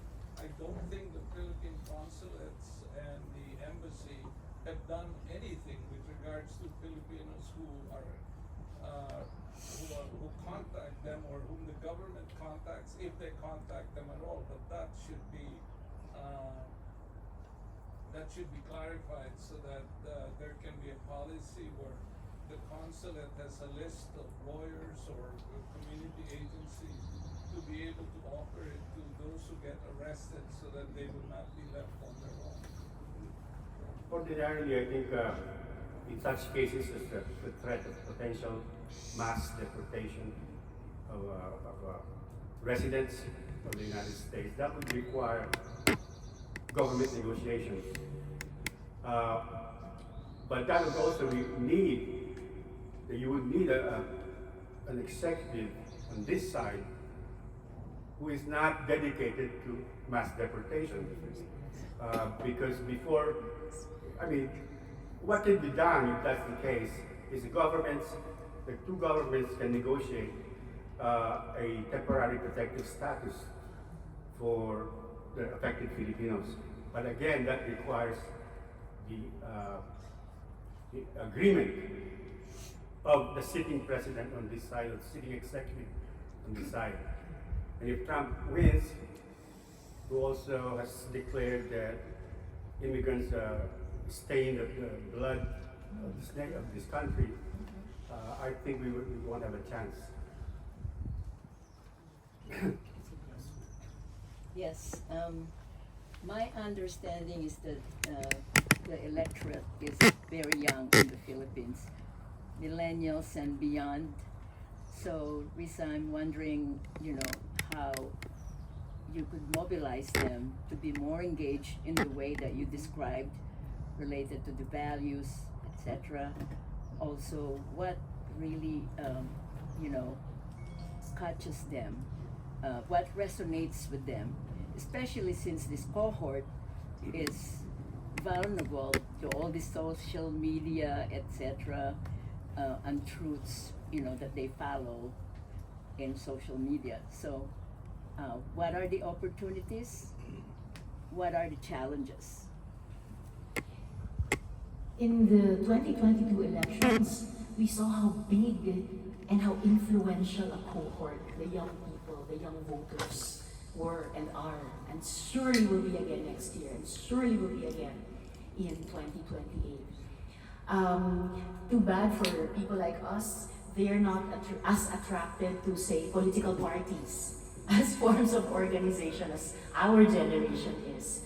As young working people, they're not as attracted to unions as forms of organization to fight for their rights and fight for their welfare at the workplace. I think that certainly, as in every generation, and as in every movement for change, that certainly young people care. I never believed any of the observers who would say, oh, young people don't care, they're apathetic, they don't get involved. I'm sure they do care, just as we did when we were young. But maybe they care in different ways. And so we need to have that continuing dialogue between and among the generations to establish at first mutual respect, hopefully more than fewer areas of understanding, and in those spaces where we can build unities with young people to start to do more things together, including politically, including electorally. I think, and the young people here can speak to this better than me, but I seem to hear that they're interested in cross-cutting issues like identity and gender, cross-cutting issues like ecology and the fate of the planet. They seem to understand and synthesize and feel things perhaps in a different way than our generation. So we need to understand that. And I'm glad, Lenny, you mentioned social media. Yes, it is a place of peril for them as for any of us who are netizens. But one thing I learned recently in this regional workshop on youth and democracy in Jakarta, organized by the Friedrich Ebert Foundation, which is a foundation that partners social democratic movements and parties around the world. One of the resource persons in one of the panels there said, and he's my generation, and he was in a panel with all the other speakers were young people. He said, we should not think that for young people, social media is just parallel to traditional media, or it's just a different dimension in which they participate in life in the world. He said, I have learned that for young people here, correct me if I'm wrong, if he was wrong. He said, for young people, social media is a world in itself. When they tell us, I experienced this in social media, or this is what I think about this in social media, this is how I feel about this thing in social media, they mean that this is how they are experiencing their life. It's a world in itself. I was just so amazed by the idea. I haven't completely understood it yet, but I think there's something there we need to understand as where are we to meet young people? Of course, it's also still in physical spaces, but it's also in social media. What are we to talk about with them? We have to ask them, and we have to really listen so that our conversation becomes an interesting place and moment for them. And then what do they want to do? And how do they want to take action? We have to be able to participate and to support because they too are now the emerging leaders of our country and of our world. And speaking of the world into themselves, we've been discussing this in our parties, that the turnout of millions of young people during the Lenny Robredo campaign shows a great promise, because it shows that at least 2 generations of young people are hungry and yearning for a modern government, a modern functioning government with minimal corruption or none. And as they get older, they might forget these ideals. But for now, I think we have a good source of potential support, because the Philippines has always wanted to be with the modern world. And our youth today are not immune to that. There's a new middle class, many of them belong to that because of the remittances brought from abroad by parents and relatives. So they're not exactly poor, and they're exposed to all modern ideas that they can't live out in their own country. So that is an important source of potential support. Renee, over here.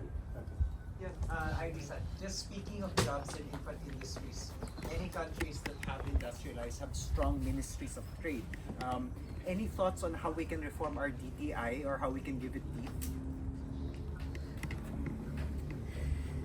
So, Department of Trade and Industry.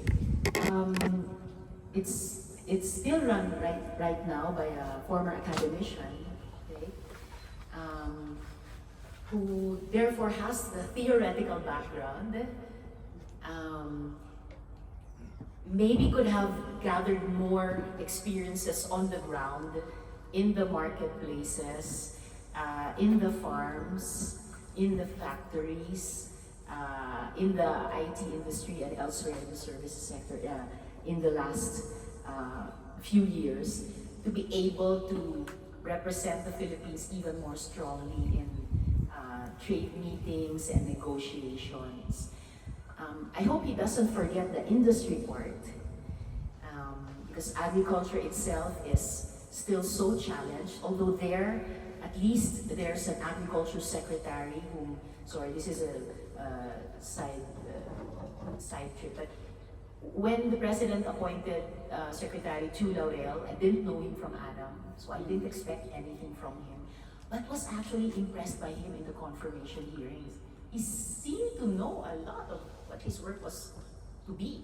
And I thought then, okay, if this man does half of what he says, we can start to have more hope in the agricultural sector. After the first 1.5 years of lackluster and corruption-ridden performance of the president in his concurrent capacity as the first agriculture secretary.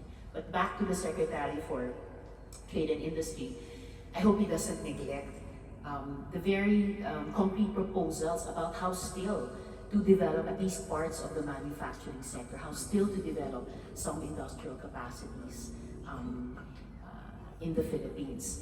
So I hope he doesn't only look at maximizing trade in existing products and services, as empowered also by many new legislation by the Philippine Congress, but that he works together with the Agriculture Secretary to develop industry and the services sector, especially facing the challenges that our AI is posing right now to that sector and its subsectors. And I hope also that the DTI Secretary will touch base and be more collegial and collaborative with private sector in the Philippines and civil society, which also has a lot of proposals about how to make his department more useful, more helpful, and more productive to the Philippine economy. Can I just piggyback real quick on that questions about the trade? You know, you hear in the news that Vietnam just suddenly have a Apple industry that just moved, you know, the manufacturing in Vietnam, and then their electricity for vehicles just moved to Vietnam, and yet the other thing that is in the news is this POGO thing in the Philippines. And I think I go back to that question, and how can we attract, you know, why is it that the other countries are more manageable and more conducive to all these industries and we can't? It's really frustrating to see how even the businesses that have pulled out, for example, of China, because of the ongoing geopolitical tensions, many of which we hope to move to the Philippines, instead have, as you said, moved to other countries in our very own region. And you don't hear even the foreign chambers of commerce in the Philippines asking for charter change or whatnot in order to attract more of those foreign direct investments from their home countries, which are locating away from other countries to come to the Philippines.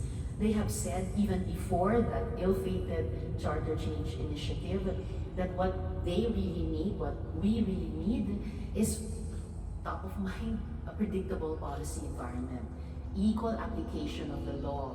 And this one we talked about last year, if I remember, no changing of the rules midway, no or lessen corruption.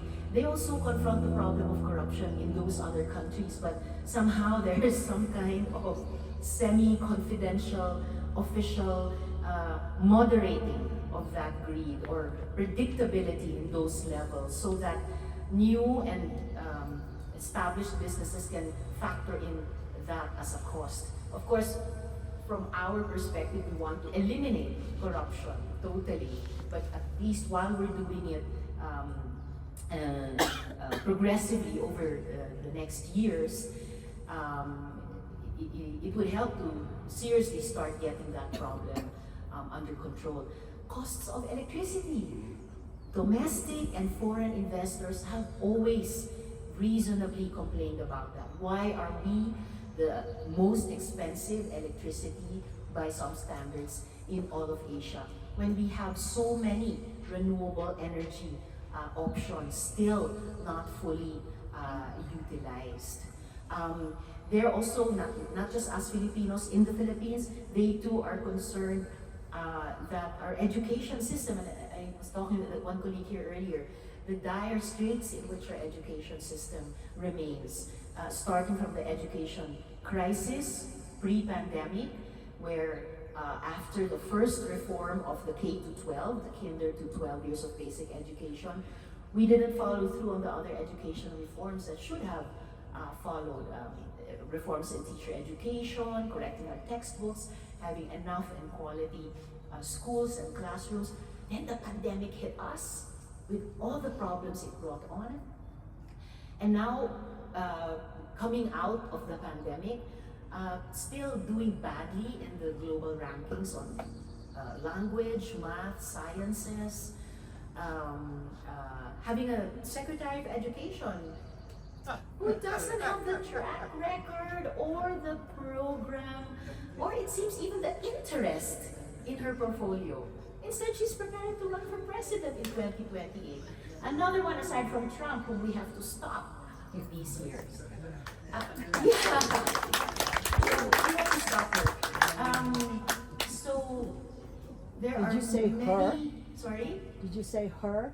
It's a woman? Yes, Vice President Sara Duterte. Oh, Daughter her. of Duterte. Oh, that her. That's Okay. her. The her. So,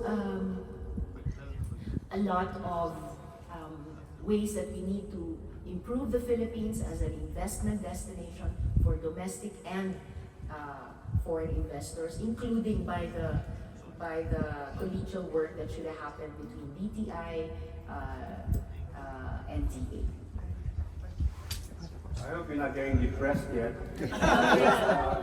Question here. It's a related question. So what caught my ear in your remarks earlier was how we do need to improve our technical education, and I think our neighbors like Indonesia and Vietnam, this is partly why Vietnam has gotten so much of the business from China. What do you think could be, or what are your thoughts on how we can improve technical education in the Philippines? There are already bills on the burner and bills being crafted to set into motion probably what those other Asian countries are doing.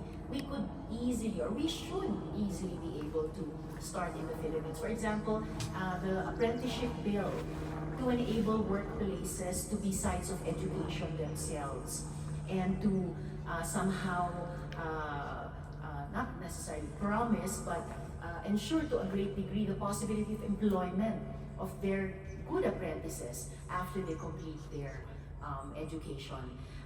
There's also a bill being developed for students even in senior high school.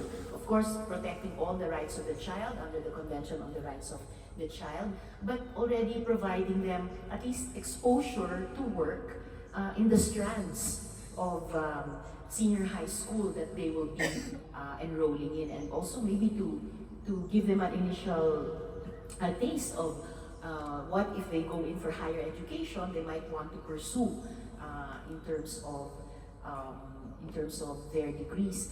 There's still the TESDA in the Philippines, Technical Education and Skills Development Authority, which is already offering a lot of offerings, but could expand those even further and improve the quality of the offerings. So it's not rocket science. The other more successful Asian economies are doing these, and both academia on one side and business on the other. The Philippines have long been saying we need to have that continuous dialogue and collaboration between education and industry, for example, and let's not forget agriculture, in order to have a reskilled, upskilled, better educated and trained working people.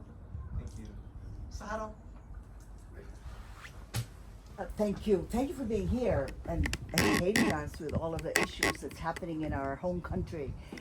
So I have a couple of questions. One is, you were talking about the fact that your party is grooming the next candidates for Senate, and you said you're.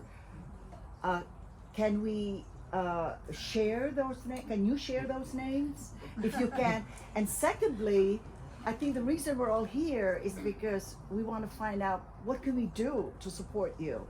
I mean, I don't know the laws about donating to candidates. Well, I don't know if there are any laws, but what can we do? And I think that's the reason we're here, to find out what actions can we do to support your platform.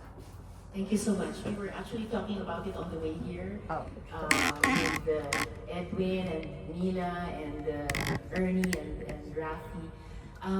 Yes, there are laws under the Omnibus Election Code in the Philippines. But also we're thinking that the resources that you certainly could generate to support our candidates in the Philippines could probably be primarily spent by you here for the campaigns, and maybe also in other countries where overseas Filipinos are.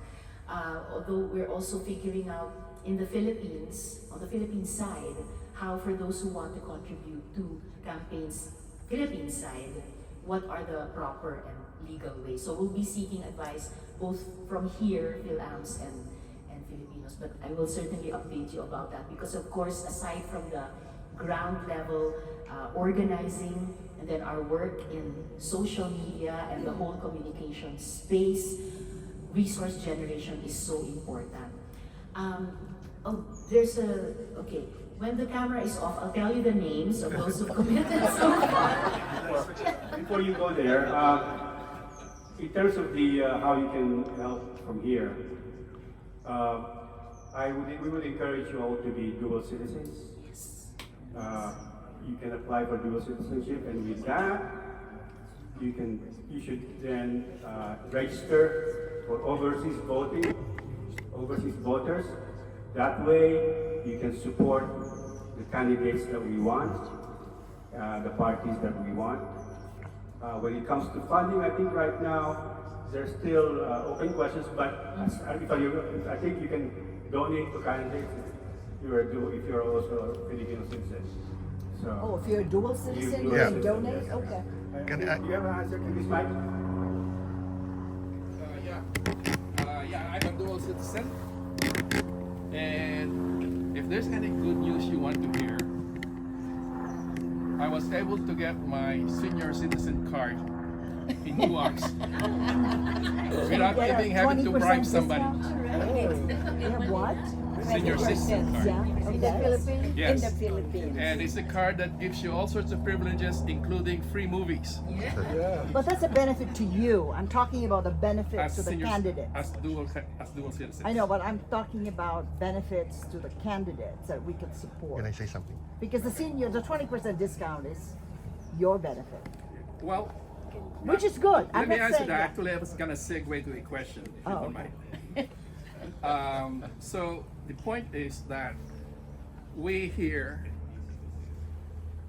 who probably have not been to the Philippines in the last 5 years, I am in the Philippines every year, and I am in the ground most of the time. We have very high expectations of what we want to happen in the Philippines, right? But we always hear all the bad things that never meet these expectations. And you spoke about the youth, and I've spoken with the youth, and they have such high expectations, and they're not thinking of big themes of I love my country, my only land, and all that kind of stuff. They're thinking about, yes, social media as their experience in life, and yes, what does this life will provide them in the current now. They're not going to think about national issues. They're not going to think about patriotism. They don't even know the national heroes, right? Some of them. And so a question here is, how do you generate that kind of enthusiasm for something like social media into a political movement? That's one question. But I don't expect you to answer that. But I really want to address your question, the question and education, especially technical education, TVET as they call it. There are training agencies in the Philippines, TESDA, which are responsible for the training of future employees. By the way I understood it, and I've studied this a little bit, is that the industries are not quick to enlist TESDA for their training programs. And there are so many reasons why. And I can give you one example. I work with indigenous weavers in the Philippines. And one of the things they wanted to do was to expand their weaving industry. But they said, maybe we can train people. And so they proposed a training program to TESDA and Tesla shut them down. You're not big enough. Okay, so this is one big issue. What is big enough for that kind of TV program? What is big enough are those which send our Filipinos overseas, maritime, and all that kind of stuff, hospitality, and so on. So those are the things probably you might have to re-engineer if you want a local economic growth. In terms of education, yes, unfortunately, the Vice President is the Secretary of Education as well. Something like 20 billion, for instance, is spent on textbooks alone, but they never really get distributed or even reappropriated or even recontextualized in the Philippine context. So you have, in essence, the Philippines is essentially the lowest of all the these middle-income countries in the scale for education, the education performance. The lowest in math, the lowest in English, the lowest in everything. All right, so it's kind of hard to see where billions of money is being spent by education, to education. One of the biggest budget allocations is in education. Yes? By the We have Constitution. we have not seen the performance per peso alignment. I mean, so the more peso you give, presumably you should have a better performance. We have not seen that. I was in a conference with 3,000 teachers last week, and this is what they tell me. It is so hard to even do what they want to do as teachers. One writer has called the education system as a memocracy. People who just write memos, memorandum of dealings, instead of a democracy. So there are so many structural issues in terms of making Philippine education actually be competitive in the global scale. So there's a huge amount of work, and yes, you have to be at least a dual citizen to be able to participate in that. And this is what I was driving at. And I do participate in that because that is essentially what I can do service for, being a retired educator in the first place.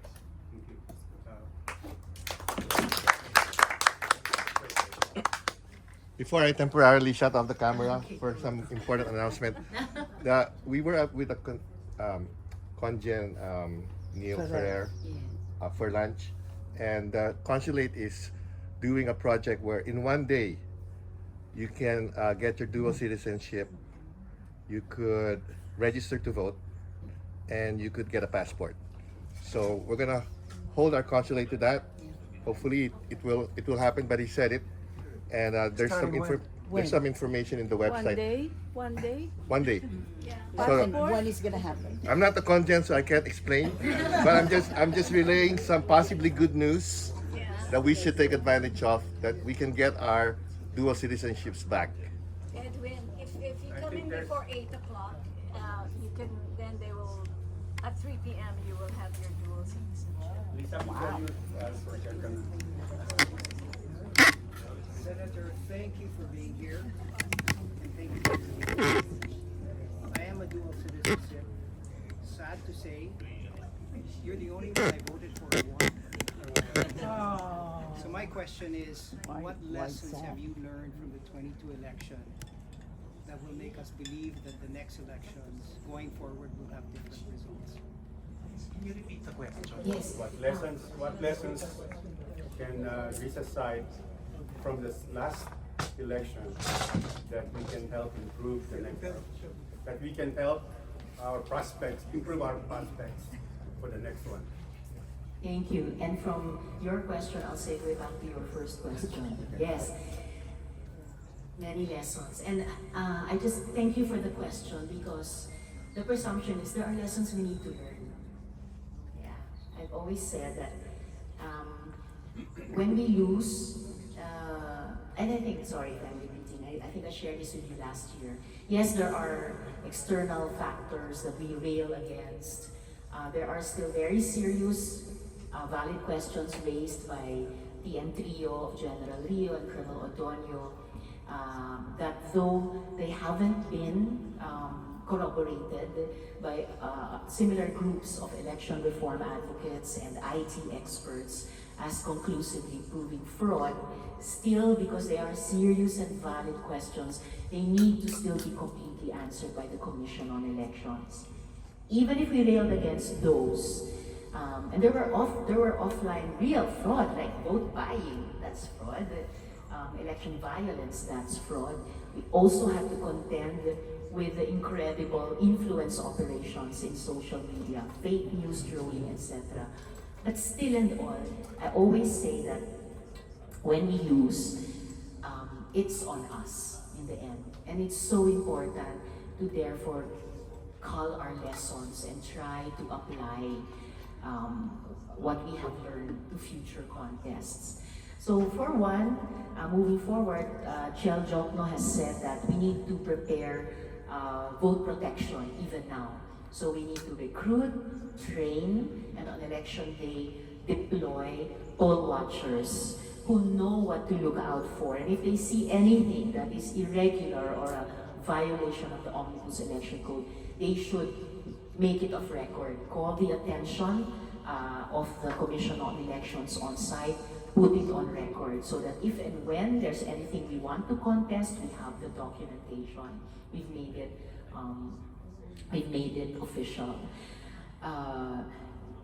Earlier we were talking about different requirements to be able to run a decent campaign, a respectable campaign. We talked about resource mobilization. We talked about a correct and a better engagement in social media. And of course, we talked a bit about mobilizing and organizing on the ground. About social media, there are so many lessons also we have to learn. There are different groups who have dedicated themselves to anti-influence operations, like the former Team Lenny Robredo. They've now evolved into Build Pilipinas or Build Philippines. And one of the things that such groups tell that I find very compelling is that we have to get in touch again, even with the bases of the President and Duterte. Obviously, our 16 million is not a small number, not few at all. And this is the first base we need to consolidate. But obviously also, we were not enough before. And more obviously, regardless of who Filipinos voted for president, everybody is saying aray or ouch because of the issues now, especially economic issues, livelihood issues, poverty, inequality, lack of unemployment, high prices of rice and other basic needs, corruption. So these are common issues where we can build real unities, not the fake unity of the administration, just a marriage of convenience for them, so easily torn apart now by their tug of war for power, but real unities among Filipinos. And we need to reestablish that link even in social media. I mean, they're actually calling on us to do concrete things like friend again those we unfriended. Yeah? Reconnect with those with whom we disconnected. I don't know to about find that. a way, and I know for many of us, me too, it's hard to do that and impossible for some, but they challenge that we have to learn again how to talk, agree, disagree, debate without wanting to kill each other, really recognize and push back against the division and the enmity that Duterte sowed as part of his political project, together with the fear he sowed on the ground and among all sectors through the extrajudicial killings and just his ferocious style of governance, if you can call it governance. So that we can add to our base. We can take from the base of the president, we can take from the base of the Dutertes in a principled way, in a way that because we are listening to each other, we're asking more of the right questions. We're really listening and we're trying to learn. Learn from those conversations. And of course, we have to put together our machinery on the ground. And right now, it's off already. So, Speaking of Duterte, yes. I hate to even him, that guy. There is, That him. which I don't know about, the situation with the concern with the International Council on The Hague. How is that progressing? Slowly, but it is progressing. International Criminal Court. International Criminal Court. So Sonny Trillanes, for one, is always updating us about progress at the ICC. They were able to take the crucial testimonies of Matobato and Las Cañas, the chief of the hitmen and one of the hitmen of Duterte since the Davao Death Squad time when he was mayor, and also when Inday Sara was mayor. Even the administration has made various announcements about the ICC. At first saying that they would not let the ICC investigators in and the Philippines will not rejoin the International Criminal Court, to at other times saying very different things like they would be welcome, the investigators, or government is studying the possibility of again actively being part of the Paris Treaty. The ICC treaty.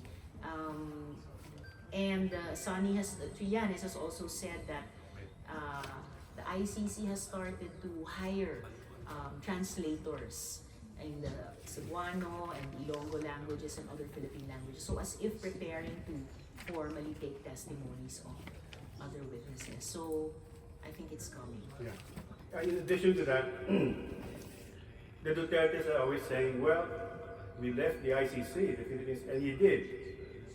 When he was president, the Philippines left the ICC. The problem he has is that the charges against him were filed before we left the ICC. And so the Supreme Court of the Philippines has unanimously ruled that the ICC can prosecute him. So that's the background. We have time for one last question because we want to be respectful of your time. And so one last question. Make it good. Well, there were a lot of questions about how are you going to engage the youth or the young people, right? I'll bring you to the 1960s then. So when John F. Kennedy was running for president, and he wasn't very popular yet, the question that he had in mind was, how am I going to entice all these kids from the universities, which he went to different universities? And remember the phrase that he had, ask not what your country can do for you, but ask what you can do for your country. And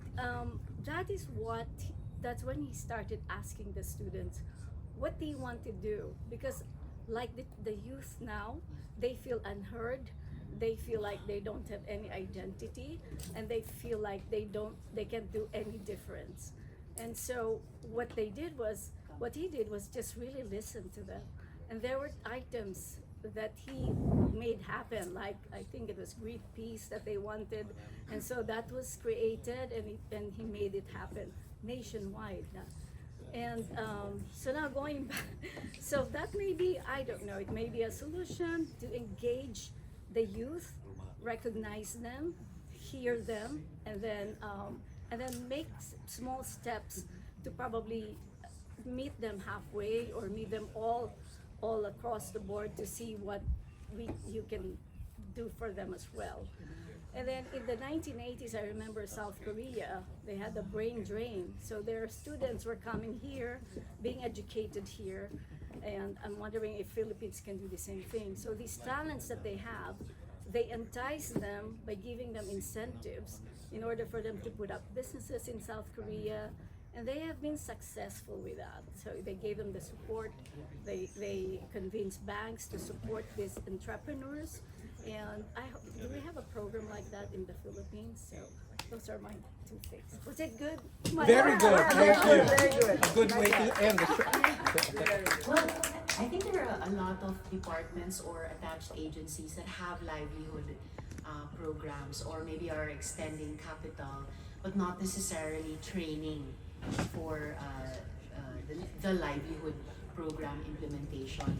And maybe they could benefit by maybe studying the South Korean model, how to make it a more cohesive approach instead of silos of each agency or department having its own program or its own fund, instead of maybe working together to scale up the funds, to scale up the application of the programs, to have a greater impact with young people. And maybe they too can begin by asking young people, you who will be the main actors in this new world of work, how do you want us in government? How do we want the private sector? And how do you want civil society, how do you want civil society to support you in becoming either employees or professionals or entrepreneurs or workers in different fields? So we should begin there.